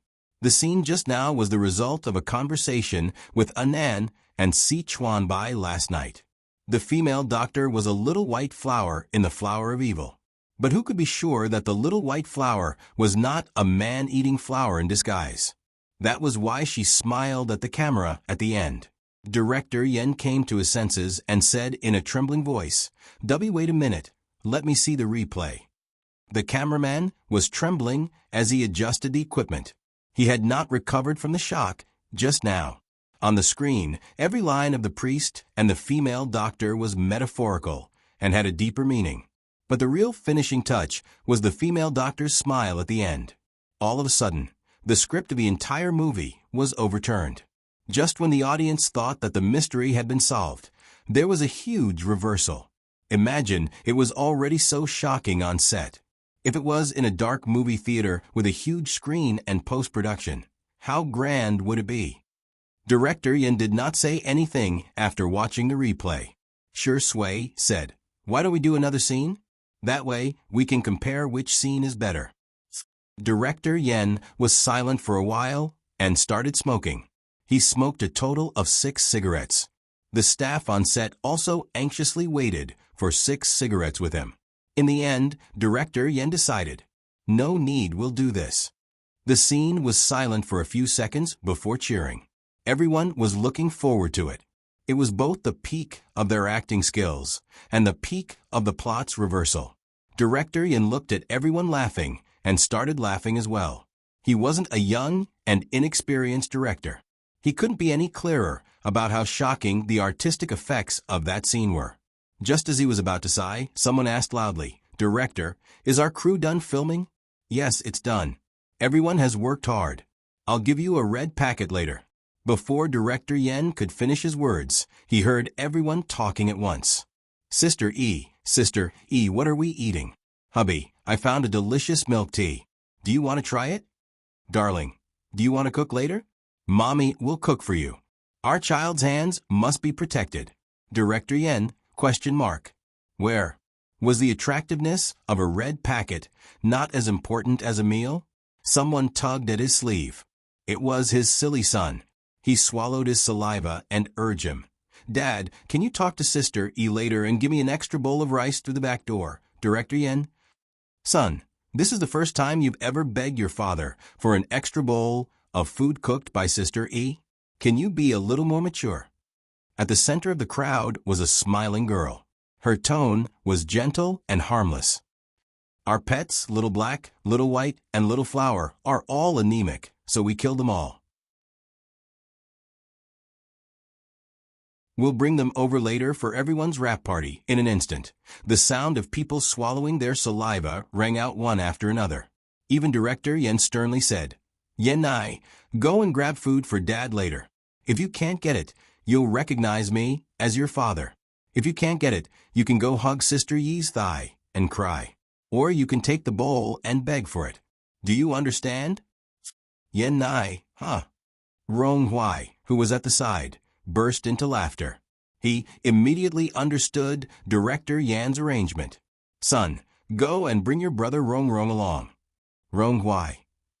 The scene was filled with cheers and laughter, and everyone was happy and harmonious. In the corner, Xiangyi and Shi Sui were holding hands. Shi Sui said softly, "I hope the story in the movie will never happen." Xiangyi looked out of the window, her slender figure bathed in the sunlight. "If it does happen, I hope that everyone in that story will make different choices and have a happy ending." The two of them looked at each other and smiled. They held each other's hands and interlocked their fingers. The movie segment ended. Next trailer, family segment. Good night.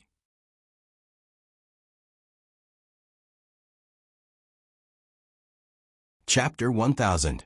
It had been a week since the filming of Night is Coming wrapped up. For many of the crew members, the memory of that night was still vivid in their minds. There was no other reason. It was because the anemic Little Black, Little White, and Little White were roasted, braised, and stir-fried. It was simply too delicious. Shi Sui had too many endorsements and jobs piled up, so she was busy dealing with work this week. As for Xiangyi, her happy vacation had already begun. At the Xiang family's old residence, Xiangyi wore cute strawberry scald-resistant gloves and opened the oven. A row of sweet and crispy egg tarts was emitting a fragrant aroma. The girl placed the egg tarts and cranberry pastries on a plate, brewed a pot of honey peach oolong tea, and brought it to the table in the courtyard. "Grandma, did Uncle really say he would bring Annie back?" Xiangyi put down the wooden tray and looked out curiously. "I hope so. Even if she's not his girlfriend, it's fine to bring a female friend back. If that doesn't work, a male friend is fine too." Madame Xiang took a sip of tea. She looked calm, but in fact, her fingers were constantly twirling the prayer beads. Before she finished speaking, a familiar devilish laughter sounded from outside the fence. "Ha ha ha, Song, our pomegranates are ripe. I'll go up and pick them for you." A sweet voice sounded. "Don't, it's too dangerous." "It's fine, it's not dangerous. It's not dangerous. I'm really good at climbing trees. And super fast too," Xiang Feng said as he climbed up the tree in his suit jacket and leather shoes. After carefully picking out 2 large and red pomegranates, he shouted, Song, take these." Song Chio. In the courtyard, Xiangyi and Madame Xiang simultaneously thought of the same word. Danger.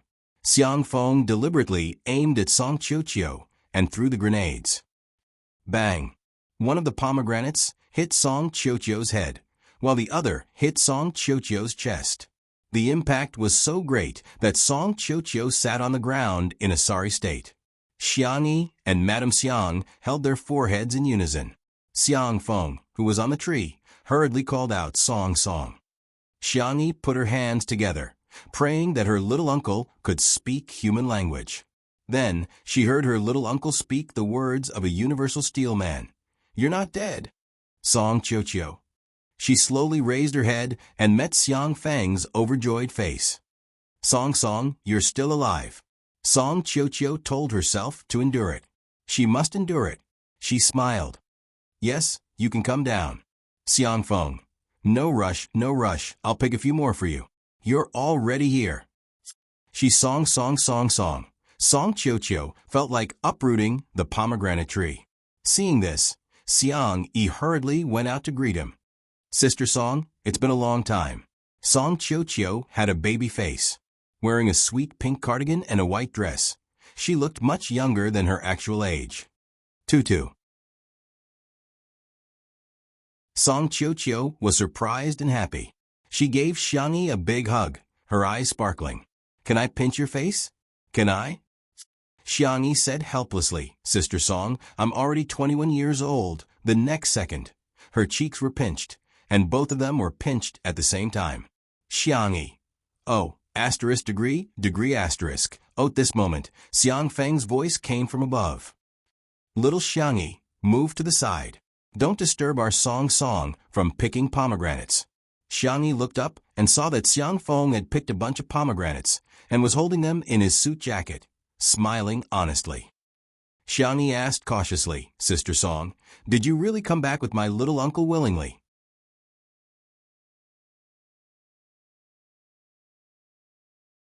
Chapter 1001.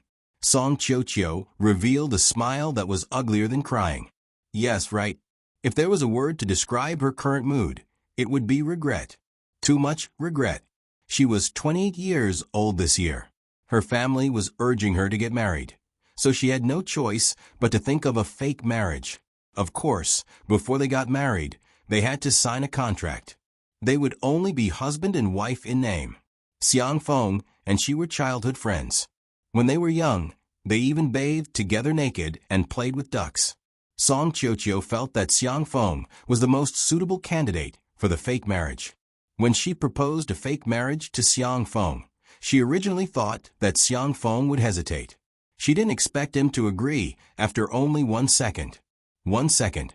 Song Chio-chio wondered if there was something wrong with his hearing. Now, Song Chio-chio didn't think so. She felt that there was something wrong with Xiang Feng. Rage points accumulated. 50%. Song Chio-chio smiled virtuously and sweetly. Feng, throw it. I'll catch it." Xiang Yi persuaded, "Sister Song, let me do it. It's okay." She had chosen the fake marriage partner, so she had to accept it even if he had to kneel. "Come on." "Ah." Song Chio-chio screamed as the pomegranate hit her arm. Xiang Yi's mouth twitched. She desperately gestured to her little uncle. "You can throw it on the lawn. Don't throw it all at Sister Song." But Xiang Feng was a little short-sighted, and he had climbed high. He misunderstood Xiang Yi's waving hand as cheering for him. "Good. You're indeed my little niece. You're too loyal to your uncle." Xiang Feng's blood rushed to his head, and he threw it faster and more accurately. Song, you can do it. You have to challenge yourself and defeat yourself. This little difficulty in front of you is nothing. As long as you work hard, you can definitely catch the pomegranate. In the courtyard, Madame Xiang broke her prayer beads on the spot. What kind of thing did she give birth to? It was better to have a piece of barbecued pork. Song Chio-chio, a socialite's daughter, was smashed by a pomegranate for a long time. That scene made those who heard it sad and those who heard it cry. Finally, Song Chio-chio caught a pomegranate. Xiang Feng slid down the tree and applauded her happily. Song, you did it. You really did it." Song Chio-chio put on a fake smile. Feng, let's play a game?" What game?" Dido, pomegranate." Under Xiang Feng's puzzled gaze, Song Chio-chio swung his arm and threw the pomegranate in his hand. Clang! It hit him squarely in the face. Xiang Feng fell straight to the ground, as if he was about to faint from the impact. "Xiang Yi, Madame Xiang." Song Chio-chio straightened out her wrinkle-free dress and smiled sweetly. "Oh, I'm sorry, I was too strong. It's okay." Xiang Feng struggled to sit up. "I just like our Song strength, Song Chio-chio. Shall we continue then?" Xiang Feng, that's not necessary. Before he could finish his sentence, the second and third pomegranate cannonball came one after another, smashing Xiang Feng until he saw stars. Xiangyi was stunned. Could it be that both of them had 0 defense points and full attack points? A few minutes later, Song Qiuqiu held an exquisite porcelain cup and sipped tea, looking extremely elegant and dignified. Xiang Feng grimaced, his expression as if he was wearing a mask of pain. He said to Madame Xiang aggrievedly, "Mom, it hurts." Madame Xiang pushed the dessert plate toward Song Qiuqiu and said with a smile, "You deserve it."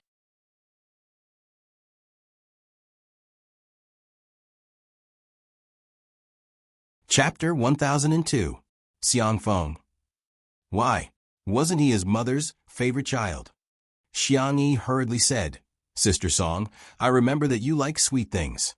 I made these egg tarts and cranberry pastries myself. Try them." Song Qiuqiu maintained the elegance of a socialite. She picked up a small piece of cranberry pastry and took a small bite. The skin was golden and shiny, and the butter and egg yolk mixed together to create a crisp texture. The sweetness and sourness of the dried cranberries and the faint milky fragrance were perfectly blended together. Just by biting into such a small piece, she felt that it was soft and sticky, leaving a lingering fragrance in her mouth. Song Qiuqiu, a woo. Song Qiuqiu stopped pretending to be a lady. After taking big bites of 2 egg tarts and a few pieces of cranberry pastry, Song Qiuqiu's eyes were brimming with tears. "It's so delicious. Our tutu's cooking is amazing." Xiangyi smiled. "Eat more if you like it." Madame Xiang's eyes were kind. Song's appetite is still as good as when she was a child. Hee hee. She turned her head and met Xiang Feng's eyes. Song Qiuqiu said uncomfortably, "Why do you keep looking at me? I eat very ugly." Xiang Feng, "I don't know why, but when I see you eating, I think of a particularly beautiful scene." Song Qiuqiu, Xiangyi's sixth sense told her that her uncle probably wouldn't say anything good. The girl grabbed Xiang Feng's sleeve. "Uncle, think about it." But it was too late. Xiang Feng said affectionately, "Little Xiangyi, don't you have a lot of little piglets?" "Those little piglets eat pig food so happily." Song Qiuqiu took a deep breath. Song Qiuqiu began to roll up her sleeves. "Auntie, Tutu, I'm sorry, but I might show you some uncomfortable scenes." Xiangyi looked up at the sky. "Grandma, look, that cloud looks like a leaf." Madame Xiang nodded. "Yes, I can't see anything except the clouds." Xiang Feng raised his head to look.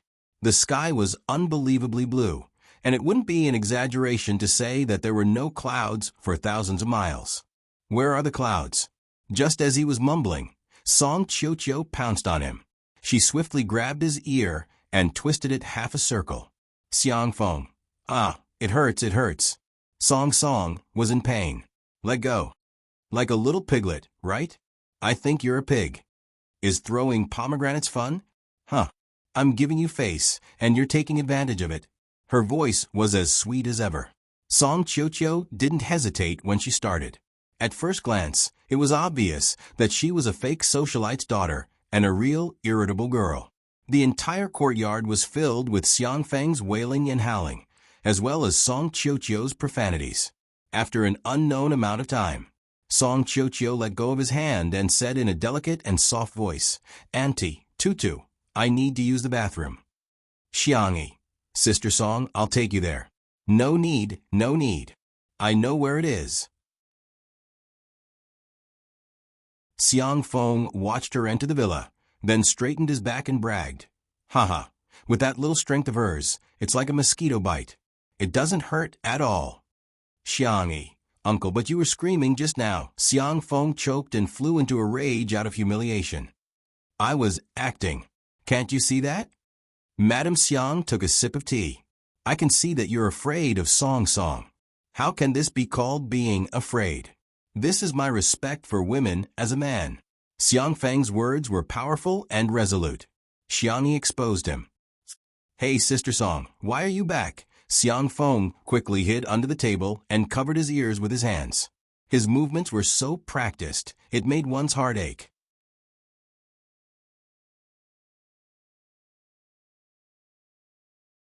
Chapter 1003. Xiangyi couldn't help but burst into laughter. Xiang Feng waited for a long time, but he didn't hear any movement from Song Qiuqiu. He raised his head and scanned the room, only to realize that he had been deceived. Xiang Feng's dignity didn't allow him to embarrass himself in front of his little niece. He sprung up and exclaimed, "Little Xiangyi, how dare you bully uncle?" Hey, uncle." Xiangyi's reminder came too late. Xiang Feng stood up with the help of the exquisite little table, causing the things on the table to sway and fall to the ground. When Song Qiuqiu returned from the bathroom, he saw his favorite desserts and black tea falling all over the ground. Xiang Feng. Hence, Xiangyi and Madame Xiang began watching the clouds again. Although it was embarrassing to get beaten up, the fact that Xiang Feng had brought his girlfriend home greatly improved his status in the Xiang family. Xiang Yin and Madame Xiang were getting on in years, so they naturally wanted their children to have good families. Tutu didn't need to be urged, but the other little brats did. The Xiang brothers were all arranged to go on blind dates one after another. A few days later, the first to be arranged was Xiang Feng. At the finals of the autumn competition, Smog used a sniper rifle to determine the winner. The commentator's excited voice sounded at the scene. They won. Team Logic won. 5 kills with 1 shot. Sameo Go is awesome. The applause, screams, and cheers of the audience were so loud that the ceiling was about to be overturned. Everyone was shouting the same name, Smog. Xiang Feng's blind date, Xiaoxi, was no exception. She was an esports fan, and her favorite team was Team Logic. She was initially disgusted by the blind dates arranged by her family, but after finding out that her blind date was Xiang Feng, Xiaoxi was delighted. She sent a message in the group chat, frowny face, "I'm going to see Smog soon." Her boyfriends were envious and sour. Half an hour later, Xiaoxi took the pass given to her by Madame Xiang and arrived at Team Logic's esports base without any obstructions. The contestants were jesting and joking around. Xiaoxi plucked up her courage and asked, is Smog around?" "Oh, you must be the girl who came here for the blind date with Sameo Go." Captain Wander smiled mischievously and winked at the training room. "Sameo Go is waiting for you inside." Xiaoxi's heart thumped as she knocked on the door. No one answered. She waited for more than 10 seconds before boldly turning the doorknob. In front of a high-end computer, a thin and slender young man sat with his legs bent. He wore black headphones and was staring intently at the screen. Was this a review? Smog was really motivated, as expected of the man who won the MVP award. When she took a closer look, Xiaoxi's expression froze. He was video chatting with Xiangyi. In the video, Xiangyi was reading a book, while Xiao Naofu was lying on her lap, snoring in its sleep. Its little belly breathed in and out. It was soft and fluffy and squeaky. Xiaoxi patted her face and walked forward. "Smog, hello." She reached out to Xiangyu. Xiangyu looked up. His eyes were excessively good-looking, and his skin was unbelievably good. He didn't look like an internet addict who stayed up all night. He took off his headphones and said in a cold voice, "Excuse me, you're blocking my view of my little baby." "Xiaoxi." She laughed dryly and said, "Looks like you really like cats." "No, you're mistaken." Xiangyu said in all seriousness, "I prefer my keyboard and computer." "Xiaoxi." Xiang Yi on the other end of the screen?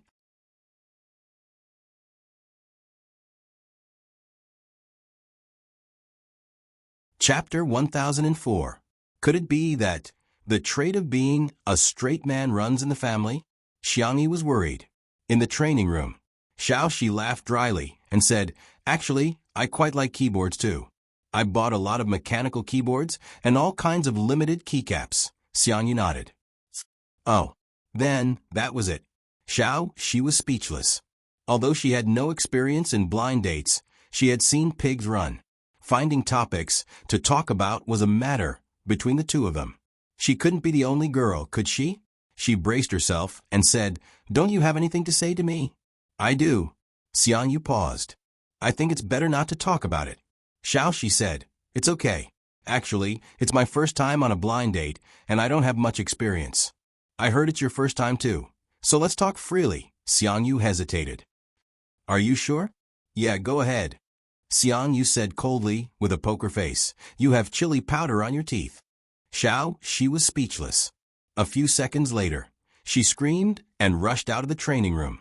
On the screen, Xiang Yi resisted the urge to dig her toes into the ground and reminded him, Brother, can you not be so straight? Xiang Yu was puzzled.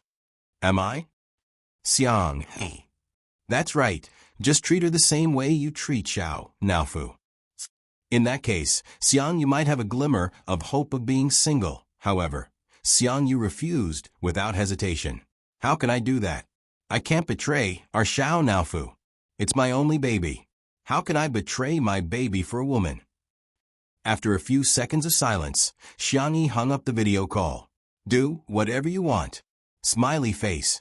Seeing the screen go black, Xiang Yu clicked the mouse hard to confirm that the video call was hung up and not a problem with the internet.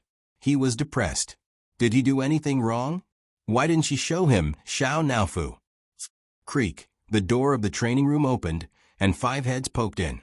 Whoa. Xiang Yu turned his gaming chair and was shocked to see the row of heads. What are you guys doing? Wander, that girl is crying.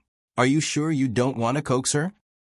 The other teammates all started talking at once. That's right, that's right. After all, she's a girl. Sameo Go, you don't know how to be gentle with girls, do you? You're just trying to coax her. How can you treat your blind date like that? The little girl is so nice. She even ordered milk tea and cakes for each of us.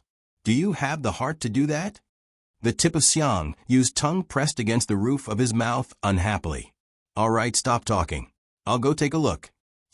With one hand in the pocket of his dark gray sweatpants, he went to the restaurant. She was sitting on an armchair in the corner, sobbing uncontrollably. Ahem. Xiang Yu cleared his throat to make his presence known. Xi's eyes lit up again. She thought she would hear some comforting words. Unexpectedly, Xiang Yu said directly, Can you cry somewhere else? This sofa is Xiao Naofu's favorite. It usually sleeps on it for naps, so it's exclusive to it. Xiaoxi? Listen, is this even human language? And the pillow in your arms, it used to drink milk. All right, and you? Xiaoxi couldn't take it anymore and said angrily, You don't like the console and keyboard at all. You obviously like Xiao Naofu. Go spend the rest of your life with your Xiao Naofu. Not only was Xiang Yu not angry, his eyes lit up. Such a good thing exists? Xiaoxi.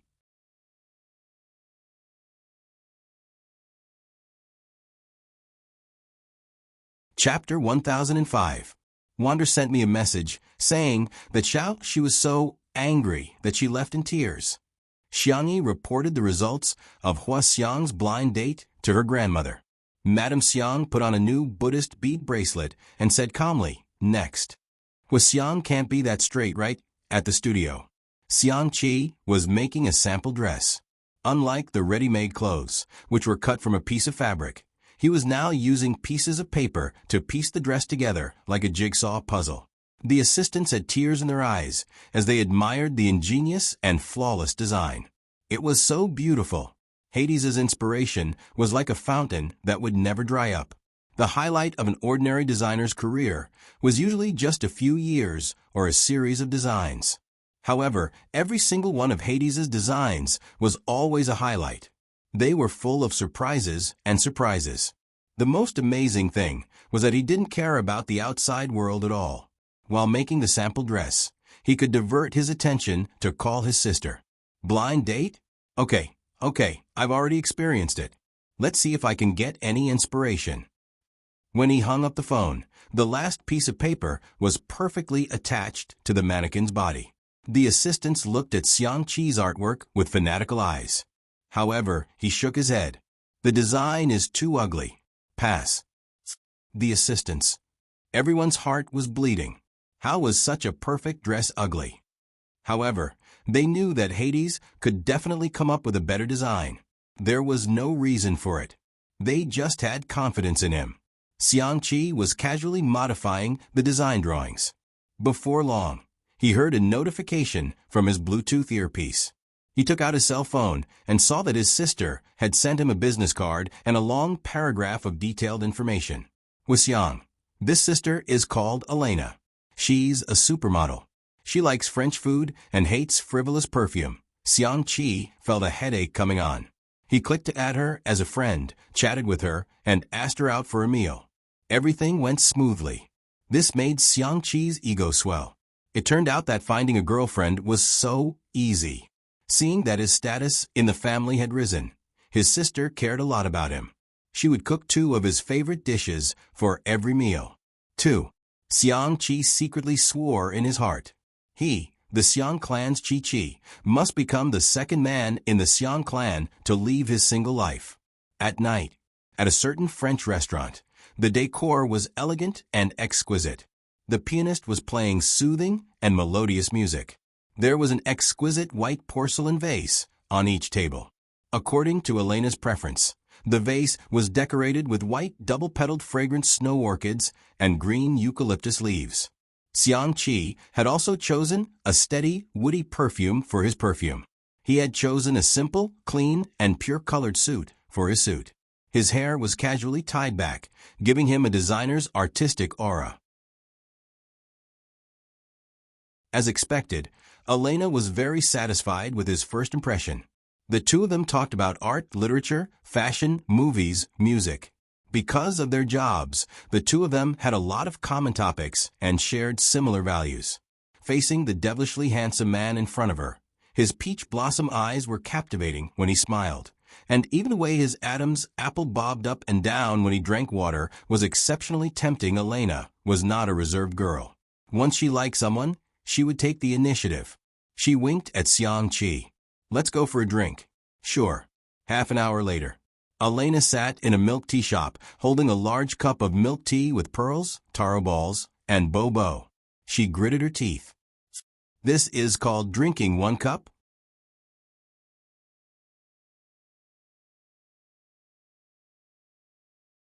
Chapter 1006. What else? Xiangqi took a big sip of milk tea and gave her a thumbs up. "That's right, this is the taste." Elena was speechless. She was a supermodel. How could she drink such a thing? Out of politeness, she took a small sip. "Why don't we do something exciting, okay?" Elena hinted again. "Okay, I'll listen to you." Xiangqi drank the milk tea. "I'll drink this cup." Elena smiled fakely. When they passed by a trash can, she quickly threw it in when Xiangqi wasn't paying attention. 10 minutes later, the car stopped. Elena touched up her makeup on the air cushion. She thought that they had arrived at the hotel, but unexpectedly, the car stopped beside a small alley. Looking at the dark alley, Elena gritted her teeth. Although the environment was a little harsh, it was hard to meet a man as good as Hades. Thus, she gritted her teeth and got out of the car. In the dark, Elena took off her coat and said in a charming voice, "Let's start. What's a hurry? We're not there yet." "Hey, why are you taking off your clothes? That's not very good." There are still 8 people later. Elena was about to vomit blood. 8? You actually called 8 people? Are you a man? She was going to post. She was going to expose Hades, this shameless person. Elena typed indignantly. Just as she was about to send the post, she heard Xiangqi say matter-of-factly, "Don't you want something exciting? It's definitely more fun with more people in that escape room." Xiangqi pushed open a door with ease. The dim yellow light illuminated 2 lines of large words. "The most fun escape room in South City. Real people cosplay. It's free if it's not exciting." Elena was speechless. Elena changed her clothes and entered the secret room in fear. Fortunately, she was in the same room as Xiangqi. The room was luxuriously decorated. The lights were ambiguous and hazy. On the large carved bed, there was a wine-red silk quilt. Elena's fingers gently slid across Xiangqi's back. Her breath smelled like orchids. "Hades, don't you think this is very suitable for kissing?" Xiangqi pushed her away righteously and scolded her bitterly. "Is this the attitude you're using when you're playing escape room? Where's your basic respect for this game?" "God, I didn't expect you to be like this, Elena." "Elena. F***ck. I'm not playing anymore." She was so angry that she sat on the bed and watched as Xiangqi jumped up and down to look for clues.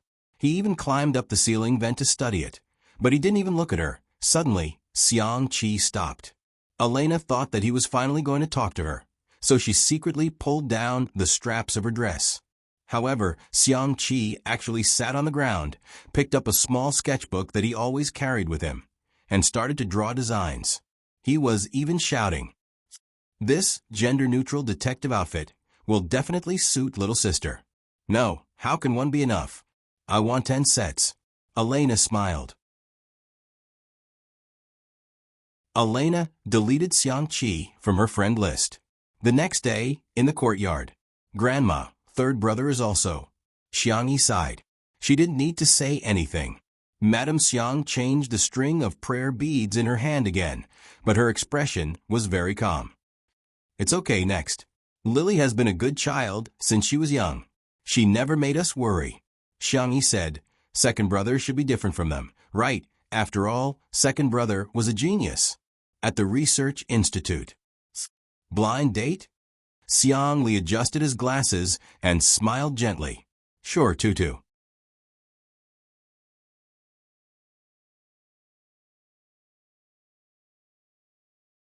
Chapter 1007. Xiang-Yi was very surprised by Hua Tingrue's cooperation. Madame Xiang was also very pleased. Maybe Lily can find her other half through the blind date. Of course, even if she doesn't fall in love, it's good to make more friends. Xiang-Yi was also looking forward to it. Xiang-Li's blind date was a big deal for the Research Institute. The Research Institute reported it to the higher-ups and won him a precious half-day off. His colleagues in the laboratory also cheered him on. "Dr. Xiang, bring us a sister-in-law." Regardless of whether it was teasing or encouraging, Xiang-Li smiled and nodded. His temper was unbelievably good. The next day, the sun was warm and the wind was gentle.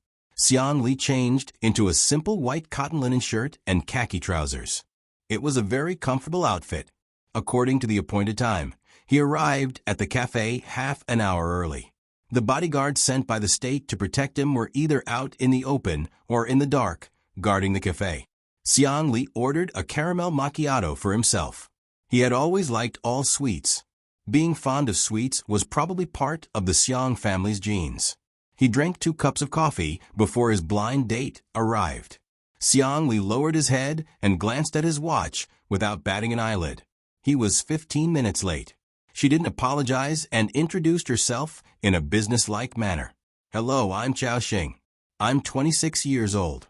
I graduated with a master's degree when I was 19 and obtained a doctorate in biology abroad when I was 21. Xiang-Li listened casually. 19 years old, what was he doing back then? He seemed to have been a visiting professor at one of the top universities in the world. "Dr. Xiang? Dr. Xiang?" The other person's shout pulled Xiang-Li back from his distant thoughts. Xiang-Li bowed and said, "Sorry, I got distracted." Chao Xing said, "Although I'm not very satisfied with you, I think we can get married." Huh? I think we can use a week to get to know each other, 3 months to fall in love, 6 months to get married, and a year to have children. This way, it won't delay our research plans." Xiang-Li couldn't help but laugh. "Miss Chao's plan is very good," Chao Xing said confidently. "I think this is a very scientific and efficient arrangement." Xiang-Li took a sip of coffee and faintly said, "But Einstein said that science is about the research of the laws of facts.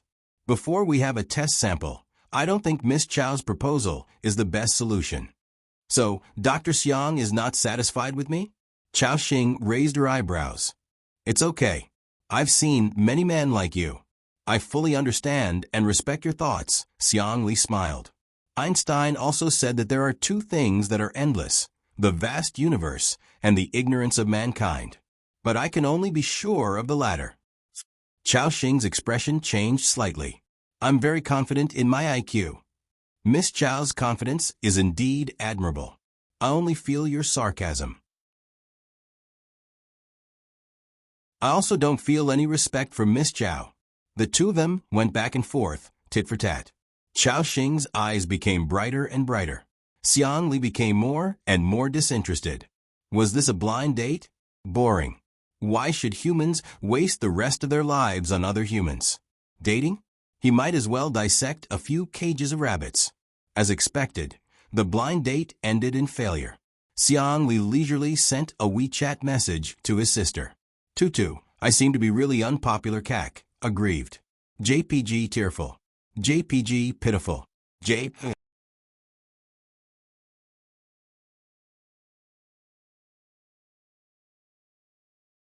Chapter 1008. Xiangyi's reply came quickly. How could that be? Did someone bully brother? She then sent a bunch of emojis of her rolling up her sleeves and stomping her feet angrily. Xiang Li smirked. Indeed, it's more fun to tease Tutu. Woman? Sorry, no need for that. A certain medical doctor, who cut black and white, but found that it was still black, used the spring and autumn annals to describe today's blind date. When Xiangyi found out that her second brother had been disliked, she hurriedly coaxed him for a long time and showered him with all sorts of praises. She even promised to cook a lot of delicious food for him. Only then did Xiang Li, aggrieved and pitiful, express that he didn't feel so bad anymore. Grandma, this is what happened. The same scene repeated itself in the courtyard one afternoon. Madame Xiang sighed and said, forget it. Instead of finding someone who doesn't get along with me, I might as well be single. But Chunchen and Qiao Wan have known each other for a long time, right? Xiangyi recalled for a while and said, I think so. She had heard from Annan that Qiao Wan was a fan of hers. Qiao Wan was good at writing and retouching photos, and had helped the fan club a lot. Madame Xiang twirled her Buddhist prayer beads. Of course, she had changed them again. She smiled benevolently and said, You can't do the same thing more than 3 times. It should work this time, right? Xiangyi had an ominous feeling. Lawyer Xiang, this is your itinerary for the next week. Also, you have a meeting with the CEO of Ding Feng Technology in half an hour. The assistant reminded Sanction concisely. He sat in front of the walnut table with his hair combed back, looking like a meticulous elite. He was dressed in a black suit and a white shirt. His well-defined fingers were casually flipping through the judgment papers. His aura was cold and indifferent, just like the cedar trees on the distant mountains. After the assistant finished reporting, he expressed assent and asked, Do you have any other arrangements? If not, he was going to go home and have dinner with his little bunny. The assistant said fearfully, Actually, old madam and Missy want you to invite Miss Chow, want a dinner to get to know each other better. Sangchen's fingers paused for a moment. He raised his head, his eyes deep and calm. Who is Chow Wan? The assistant was speechless for a moment before saying, You're talking about the guardian of the best young E in the world, on Weibo. Previously, you even helped her friend fight a lawsuit. Sanction nodded slightly. So it's her. Every time Guardian finished editing a picture or made a promotional poster or sticker pack about Xiangyi, it would send him a copy immediately. Sanction had even set her as a special notification so that he could receive a picture of the bunny as soon as possible. The assistant, Then did you agree? Lawyer Xiang actually agreed to a blind date. Sanction, on the other hand, thought that it was just a meal. Coincidentally, he saw Qiao Wan's Weibo update. She posted a set of 9 photos, each of which depicted Xiangyi as beautiful as a painting. The caption accompanying the post was, I still have a lot of stock. I have to work hard today too. Let's go. Sanction liked the post and then sent her a message to invite her. Soon, Sanction said without even looking up, Help me book a quiet restaurant. The assistant was extremely excited. Okay. I'll go right away. I didn't expect the 1,000-year-old sago tree to blossom one day. I must choose a hotel that has 5 stars in all aspects. It was 7 o'clock in the evening. Sanction and Qiao Wan took a seat in the restaurant.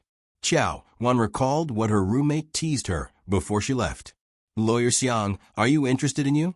She asked nervously. Lawyer Xiang, is there something you need from me?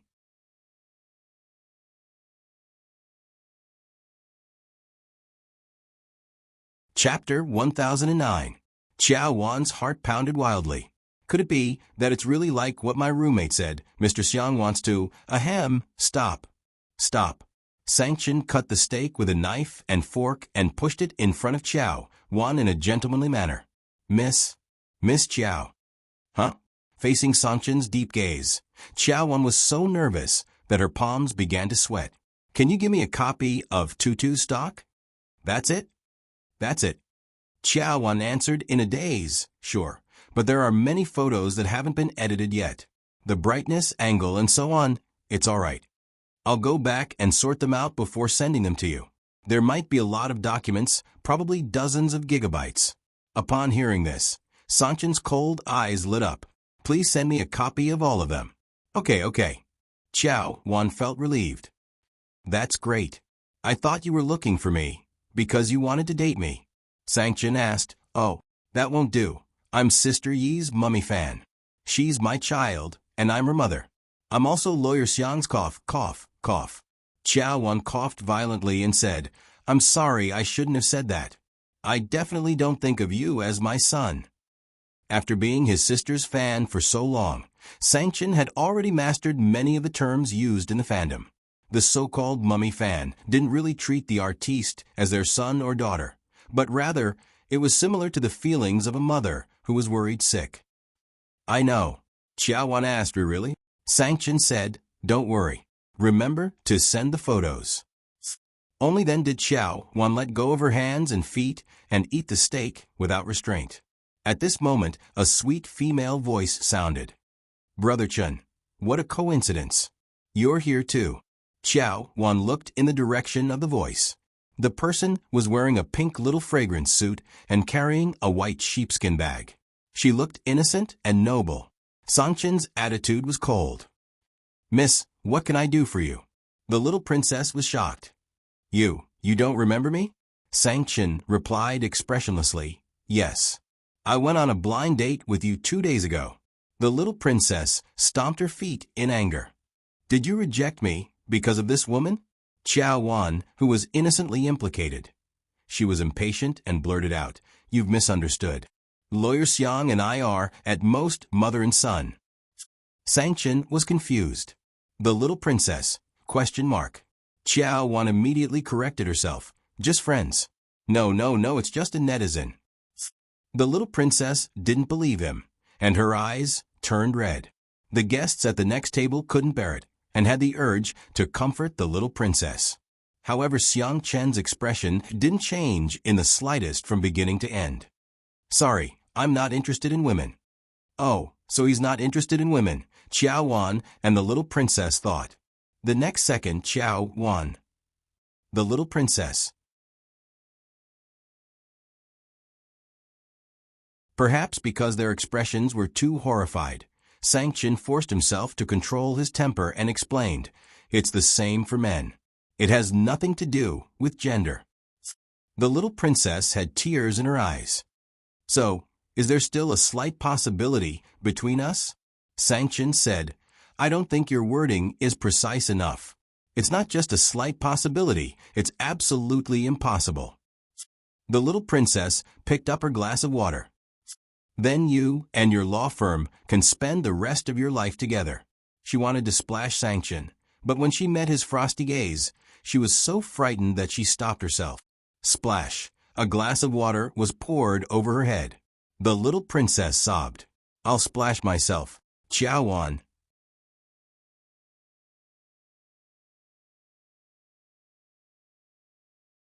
Chapter 10:10. What kind of bewitching behavior is this? Only when the little princess left, sobbing, did Xiaowan recover from the shock. He's indeed the demon of the Xiang family. He's really domineering. She swallowed her saliva and asked, Can I continue to eat? I'm so worried that the demon will flip the entire table in a bad mood. Miss Xiao, feel free to eat. Sangchen wiped the corners of his mouth with a white napkin and said, Remember to send the pictures. Sangchen nodded in satisfaction. That night, Sangchen received a document that was compressed to dozens of gigabytes. There were photos, animated videos, and videos. The ability of a girl who chased after celebrities was not to be underestimated. She even found Xiang Yi's junior high school entrance photo. The corners of Xiang Chen's mouth rose into a half smile. Tutu is still the adorable one. Hence, another day passed. Grandma Xiang Yi said feebly. As soon as she started, Madame Xiang had already guessed the answer. You don't have to say anymore. Our children and grandchildren have their own blessings. I think they all deserve to be single. Each of them is more straightforward than the other, and each of them is more uninterested in women than the other. Grandma, maybe it's not fate yet. Maybe one day, my brothers will all be single. Xiang Yi's voice was soft and tender, and her comforting words warmed Madame Xiang's heart. Madame Xiang stroked Xiang Yi's head affectionately and said, "Tutu is still the best." Hee hee. By the way, Wan is coming back from abroad. At the mention of Xiang Wan, Madame Xiang felt a headache coming on. Tutu will go and pick Auntie up, okay? Sure, Auntie sent me a plane ticket. She and Sure Sui happen to be taking the same flight. I'll pick them up then. Xiang Yi's grandfather and Madame Xiang had 2 sons and 1 daughter in total. Xiang Yi's father died young, and Xiang Feng was a heartless clown. Xiang Wan, on the other hand, was famous for being a strong career woman. She ran one of the top jewelry companies in the world. Her brand, Chinyu, was popular all over the world. Every season, the new products would become the hottest brands in the world. The reason why Xiang Wan was so heartbroken was because of Xiang Wan's character. To put it nicely, she was a straight girl.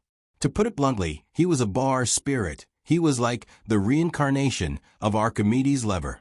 Every time she returned to the old mansion, there would be a bloodbath. She was an existence that even Sanction, who was known as the Demon King, feared 3 days later. Nanjing Airport. Xiang Yi went out in casual clothes with no makeup on. She sat in the VIP lounge waiting for her aunt and boyfriend and knitted a scarf to pass the time.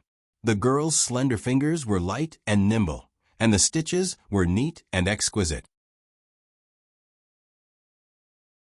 The wool ball grew bigger and smaller, and the scarf grew longer and longer. Even though she was sitting in the corner, the girl still had an attractive aura. Someone recognized Xiang Yi and paced back and forth in front of the girl more than 10 times, hesitating whether to go up and say hello. After walking in front of Xiang Yi for the 16th time, he finally mustered up his courage and said, "Sister E, hello. I am your fan. Can I take a photo with you?" Xiang Yi said in a good-natured manner, "Sure." He heaved a sigh of relief and said, "Sister E, you're so nice." Just as she took out her phone, before she could take a photo, someone suddenly pushed her aside. It was an internet celebrity who was holding a phone stand and doing a live broadcast. "Wow, my babies, look at how lucky I am. I actually met Xiang Yi. Sister E, say hello to my fans in the live broadcast room." Out of courtesy, Xiang Yi smiled and nodded in greeting. However, the internet celebrity did not give up. She grabbed Xiang Yi's arm and said, "It's fate. Sister E, you don't mind doing a live broadcast with me, right?"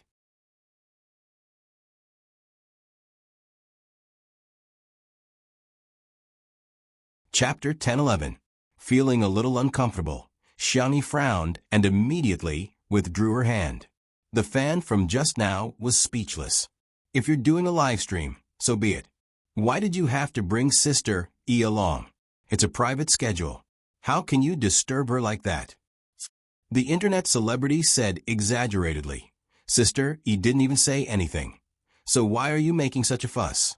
Do you think you're the only one with a mouth? Besides, Sister E is so nice.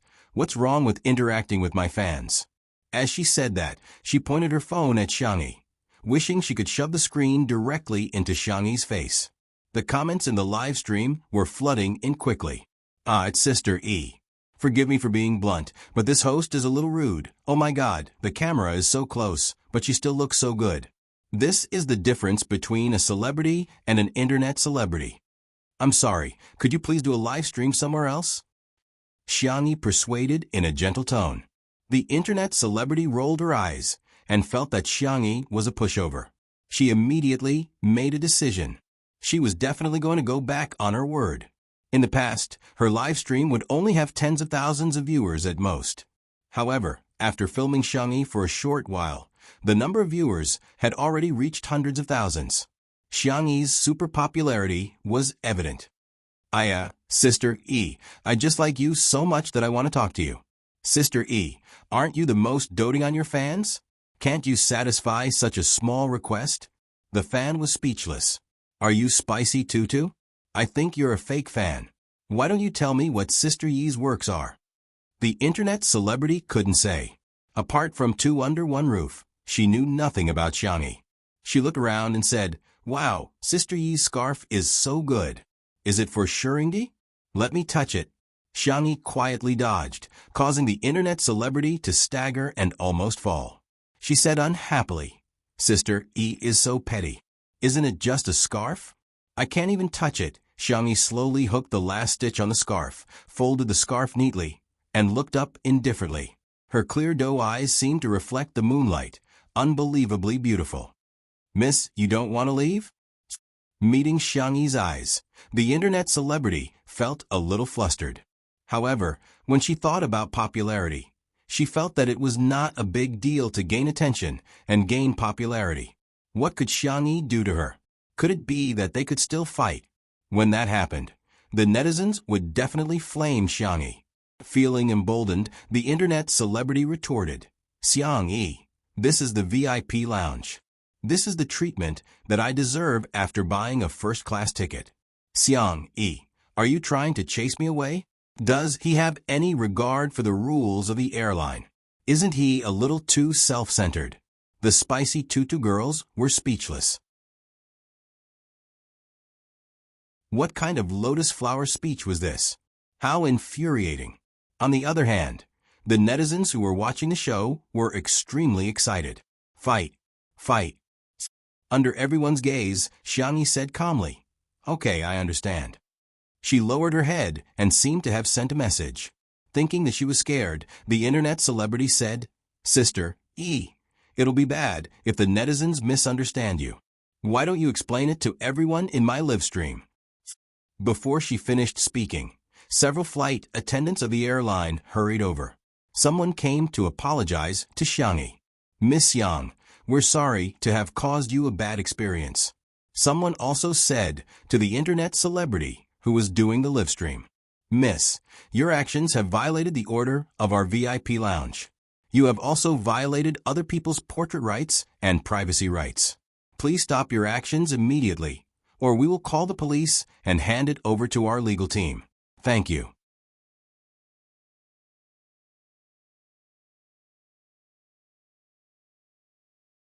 Chapter 10:12. The number of viewers in the live stream exceeded 1 million. After being scolded in front of millions of people, the online celebrity felt embarrassed and flew into a rage. "I bought a first-class ticket.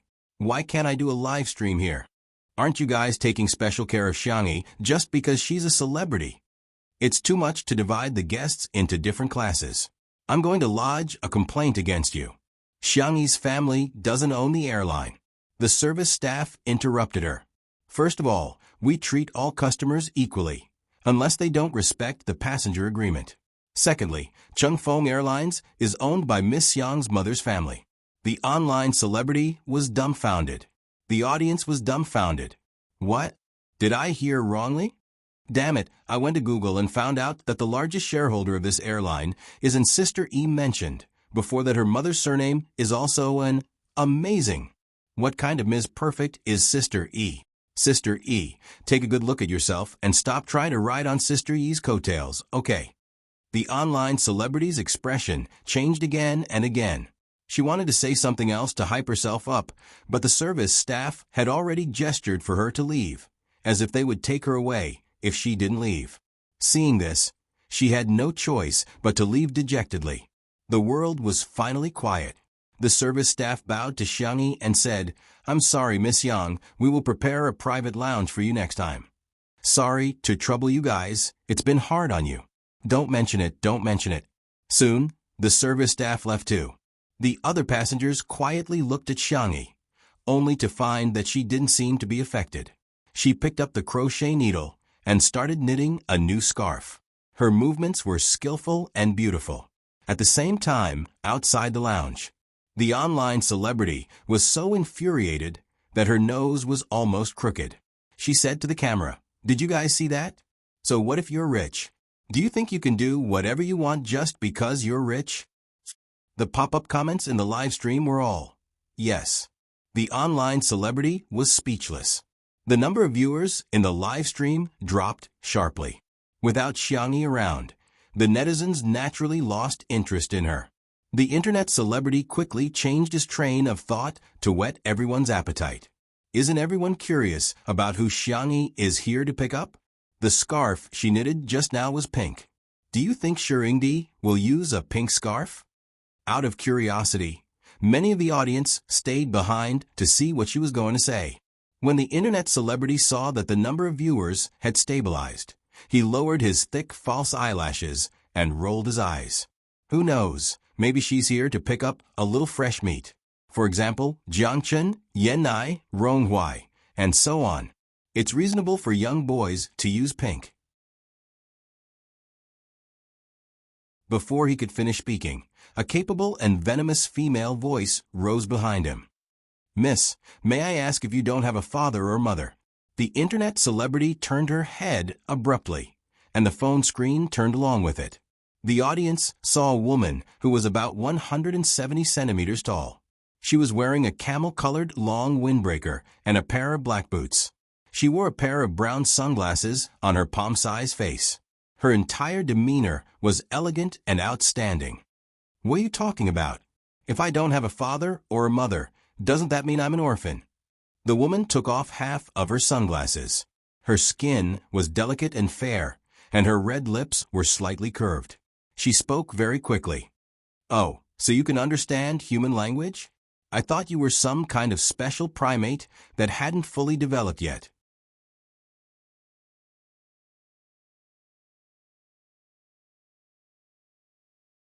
Chapter 10:13.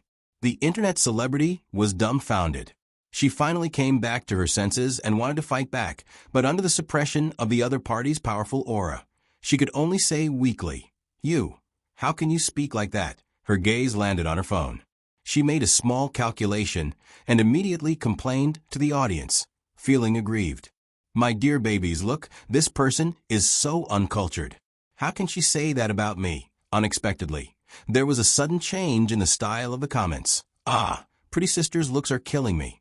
What kind of domineering sister is this? I love her. Pretty sister is too domineering. Please debut on the spot." The internet celebrity had mixed feelings. Is this the legendary world where looks matter? Xiang Wan sneered. I really envy your face. It's so well maintained. Even a fly would sprain its ankle if it walked on your face, right? The internet celebrity was speechless. Lady, I don't know what I've done to offend you, but you're attacking me personally. If you insult me again, I'm going to hire a lawyer to sue you. Insult you? Are you worthy? Xiang Wan sized her up from head to toe. You're bullying our little tutu because she's beautiful and soft-hearted. I'd like to know which law says that an ant can't stand up for our little tutu. Aunt, this woman is actually Xiangyi's aunt. The internet celebrity was horrified. She was like a naughty child who had bullied someone else's child, and the other party's parents came to support her aggressively. She was just a coward. I just like her and want her to do a live stream with me. Like? Our lil tutu doesn't need your cheap and ridiculous liking at all. Live stream? If our little tutu wants to do a live stream, she can do it. If she doesn't, don't even think about forcing her. Forget it, it's not easy for you either. God has sprinkled wisdom all over the world, but he has given you an umbrella. TSK, Xiang Wan rolled her eyes at her and walked towards the lounge elegantly in her high heels. She was so aggressive that the internet celebrity was almost doubting her life. The audience cheered. Auntie, well done.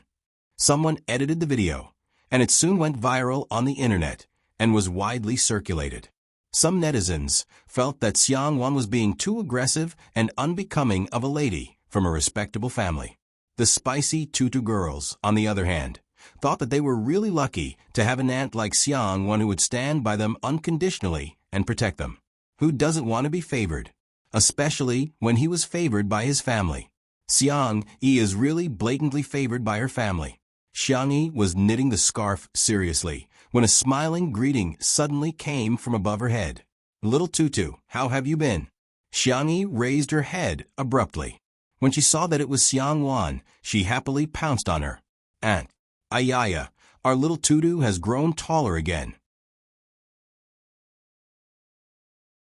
Xiang Wan pinched Xiangyi's cheeks and rubbed her cheeks. "You seem to have softened." "Xiangyi." The girl's ears turned red. "Auntie, there are so many people here," Xiang Wan sneered. "I'll gouge out the eyeballs of anyone who dares to look." The crowd, who didn't dare to look in her direction because of her aura, trembled the next second. Xiang Wan lowered her voice and asked quietly, "Can I do it when there's no one around?"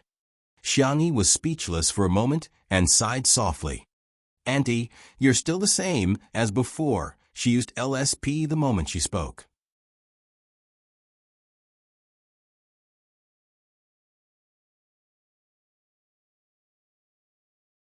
Chapter 10:14. The two chatted casually for a while. Xiangyi looked down at the time and said, "My boyfriend's flight has arrived. Auntie, wait here for a while. I'll pick him up and help him with his luggage." "Wait, you're helping him with his luggage? Does he not have hands or legs?" Xiang Wan said angrily. Xiangyi said innocently, "He's very delicate. I'm afraid he'll be tired." What kind of boyfriend did little Tutu find? Xiang Wan, who had lived abroad for a long time, did not know much about the domestic entertainment industry.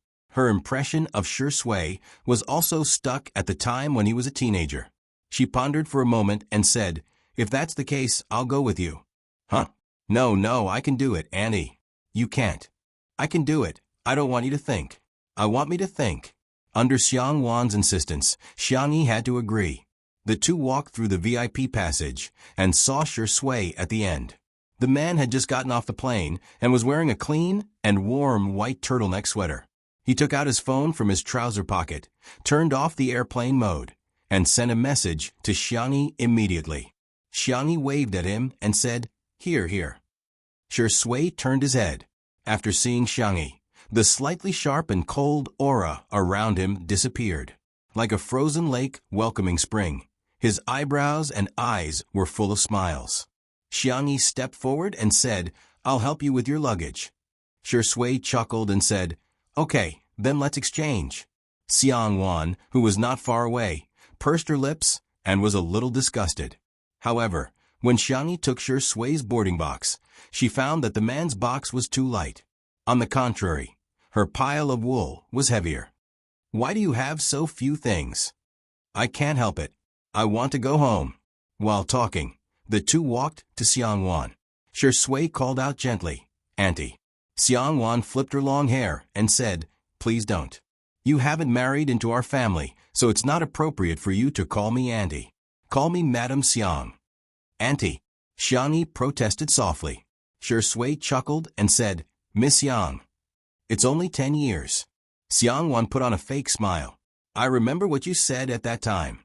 I won't be tempted by any girl in this world." "What does this mean?" Xiang Wan knew that he was just being impulsive, but she still felt unhappy. Little Tutu is so cute. There is no pig in this world that is worthy of her. Shui couldn't help laughing. Tutu is different. Tutu is a little fairy. Glib tongue.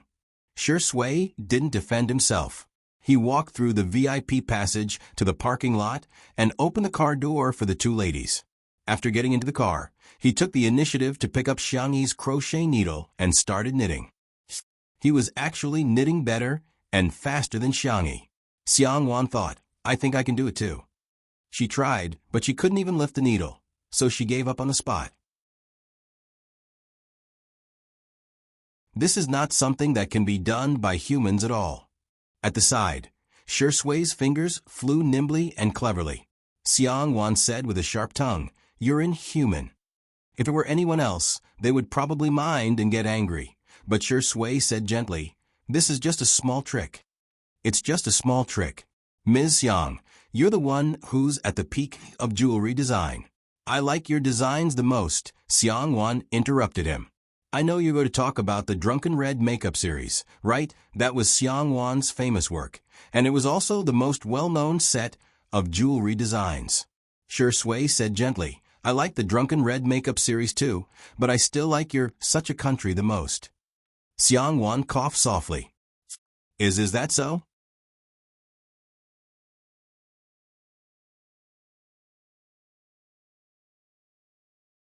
Chapter 10:15. For a long time, people with ulterior motives approached Xiangwan and mentioned the Drunken Red makeup series. In fact, Xiangwan was quite disgusted. But what Shi Sui mentioned was a set of unpopular designs that had not been officially sold. There were only drawings and a set of finished products, which were now collected in a foreign art museum. Xiangwan herself liked that series of works very much, and even had a good impression of Shi Sui. Then, Xiangyi enjoyed her boyfriend's 10-minute bootlicking. Shi Sui praised Xiangwan, such a country, from all angles. His words were gorgeous, his professional knowledge was profound, and his art appreciation was superb. Xiangyi was simply amazed. Originally, she was worried that her aunt would not like Shi Sui and would mercilessly ridicule her, like how she treated her little uncle. Unexpectedly, 10 minutes later, Xiangwan looked at Shi Sui with a much gentler gaze and said with satisfaction, "You're a good child." Xiangyi, "I'm very relieved to leave Tutu in your hands." Xiangyi, "When are you going to get married? I have to design wedding rings for you." Xiangyi. Shi Sui smiled slightly. Progress bar on aunt, from 0% to 100%. It was that simple. Along the way, Xiangyi thought that her aunt had changed, but when they returned to the old mansion, her little uncle and aunt bumped into each other. Xiang Feng instinctively trembled and took 2 steps back. His 3 souls were all out of his body as he looked around to see if there was a taller tree. Xiangwan crossed her arms and said lazily, "Feng Feng." Xiang Feng puffed out his chest and stood at attention. "Here. I heard that you rubbed off a piece of paint on my fan's little cutie." Xiangwan liked to buy cars, and the little cuties she mentioned were all kinds of sports cars, off-road vehicles, and large motorcycles. Xiang Feng said with a sad face, "It's just a small piece, really. Sis, it's just a small piece." Xiangwan hooked her finger. "Come here. I won't. Don't force me to go over." His tone was threatening. Xiang Feng inched to her side and caught a glimpse of Xiangyi and Shi Sui out of the corner of his eye. "Sis, Lil Xiangyi and Shi Sui are still here." "Ears. Sis, come over here yourself." Xiangyi tugged at Shi Sui's sleeve. "Ahem. Maybe want to watch the clouds with me?" Shi Sui chuckled. "My pleasure. Woo-woo." Xiang Feng hunched over. The 1.8-meter-tall man pitifully put his ear in front of Xiangwan. Xiangwan grabbed it and turned on her machine gun mode. "Did you grow your head to look taller? His IQ is thinner than the oxygen in the Himalayas, and the pit in his brain is deeper than the Liana Trench. Where did he get the guts to touch my little cutie? Cry, cry, cry your head. I dare you to cry one more time. Squat down, put your hands on your head, and do 100 frog jumps." Xiang Feng, Wayek, compared to Xiangwan. Even the great demon king Sanction seemed gentle and cute. After the frog jumps, Xiang Feng was already a cripple. Trembling, he used his last breath to send a voice message in the group. "Xiangwan is back." Xiang Yu, horrifying. JPG. Xiang Qi, help demon my little aunt. Xiang Li, puff puff puff Sanction. The next second, a message popped up in the group. Xiangwan, I'm smiling in the group. For a moment, everyone was in danger. Xiang Yu has withdrawn a message. Xiang Qi has withdrawn a message. Xiang Li has withdrawn a message. Only Sanction hadn't withdrawn a message. Xiangyi and Shi Sui whispered to each other, "Big brother is still the best." A moment later, a message appeared on the screen. Sanction has left the group chat. Everyone?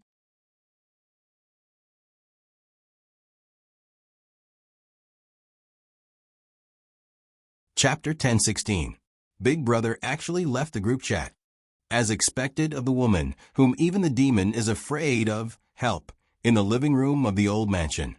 Xiangwan clicked her tongue and said, "I haven't taught Chun-Chin a lesson in a long time. I wonder how his ears feel now." Xiangyi shivered. "Auntie is too strong." Xiang Feng, who was at the side, seemed to be facing a formidable enemy. He moved closer to Madame Xiang and complained like a primary school student. "Mom, look at her. She's a girl. How can she be so shrewish and barbaric? She won't be able to find a boyfriend." Madame Xiang pretended to be deaf. "What are you talking about? I can't hear you clearly. Hello?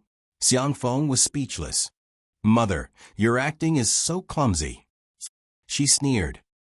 I'm shrewish? Barbaric? Xiang Feng shivered. No, no, sister. You're clearly the most gentle, beautiful, and adorable woman in the world. It could be said that he had a strong desire to survive. Xiang Wan flexed her wrist and said, Come here. Xiang Feng felt a dull pain in his ears again and tried his best to hide behind Madame Xiang. Madame Xiang wanted to say something but hesitated. Don't come over, I'm scared too. When Xiang Wan started to ridicule her own mother, she was also very sharp. Mom, you're spoiling him too much. He's already in his 30s, but he doesn't behave properly every day.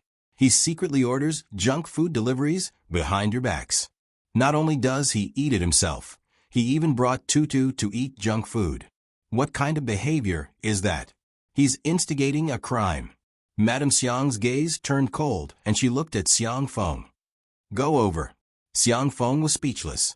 Mom, you don't love me anymore. Xiang Feng's wails echoed in the living room. In order to hide from Xiang Wan, he jumped up and down in the room. Xiang Yin reprimanded him, but the corners of his mouth curled up. We're a family. It's better to be lively. As for Xiang Feng getting beaten up, how dare he bring Tutu to eat junk food? He deserves it. After a long period of chaos, Xiang Wan gracefully sipped her afternoon tea. Xiang Feng stood at the door, carrying a small suitcase. I can't take this anymore. I want to run away from home. Don't stop me. The living room was so silent that one could hear a pin drop.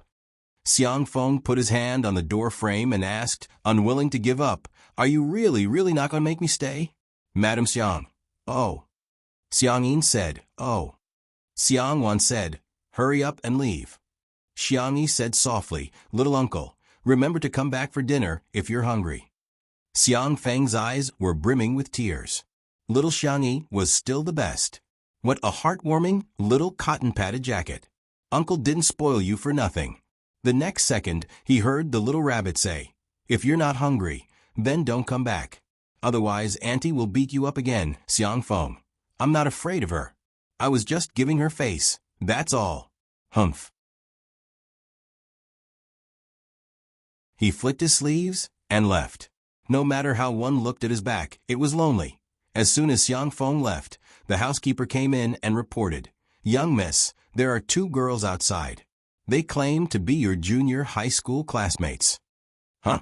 Xiang Yi got up and said, I'll go take a look. Xiang Wan frowned, but she didn't stop her. Sure Sui seemed to have sensed something and asked in a low voice, Why has Tutu never mentioned her classmates? Wow, this mansion is really grand. Yeah, I didn't expect Xiang Yi's family to be so impressive. Building a mansion in a place where every inch of land is expensive is really not something that can be done with money. The 2 young girls chattered nonstop. When they saw Xiang Yi, they greeted her enthusiastically. Xiang Yi, do you still remember us? Xiang Yi said indifferently, Sorry, I don't remember. You're tuning in to the Echo Reads YouTube channel. Don't forget to subscribe and join us on this journey to catch the most captivating stories.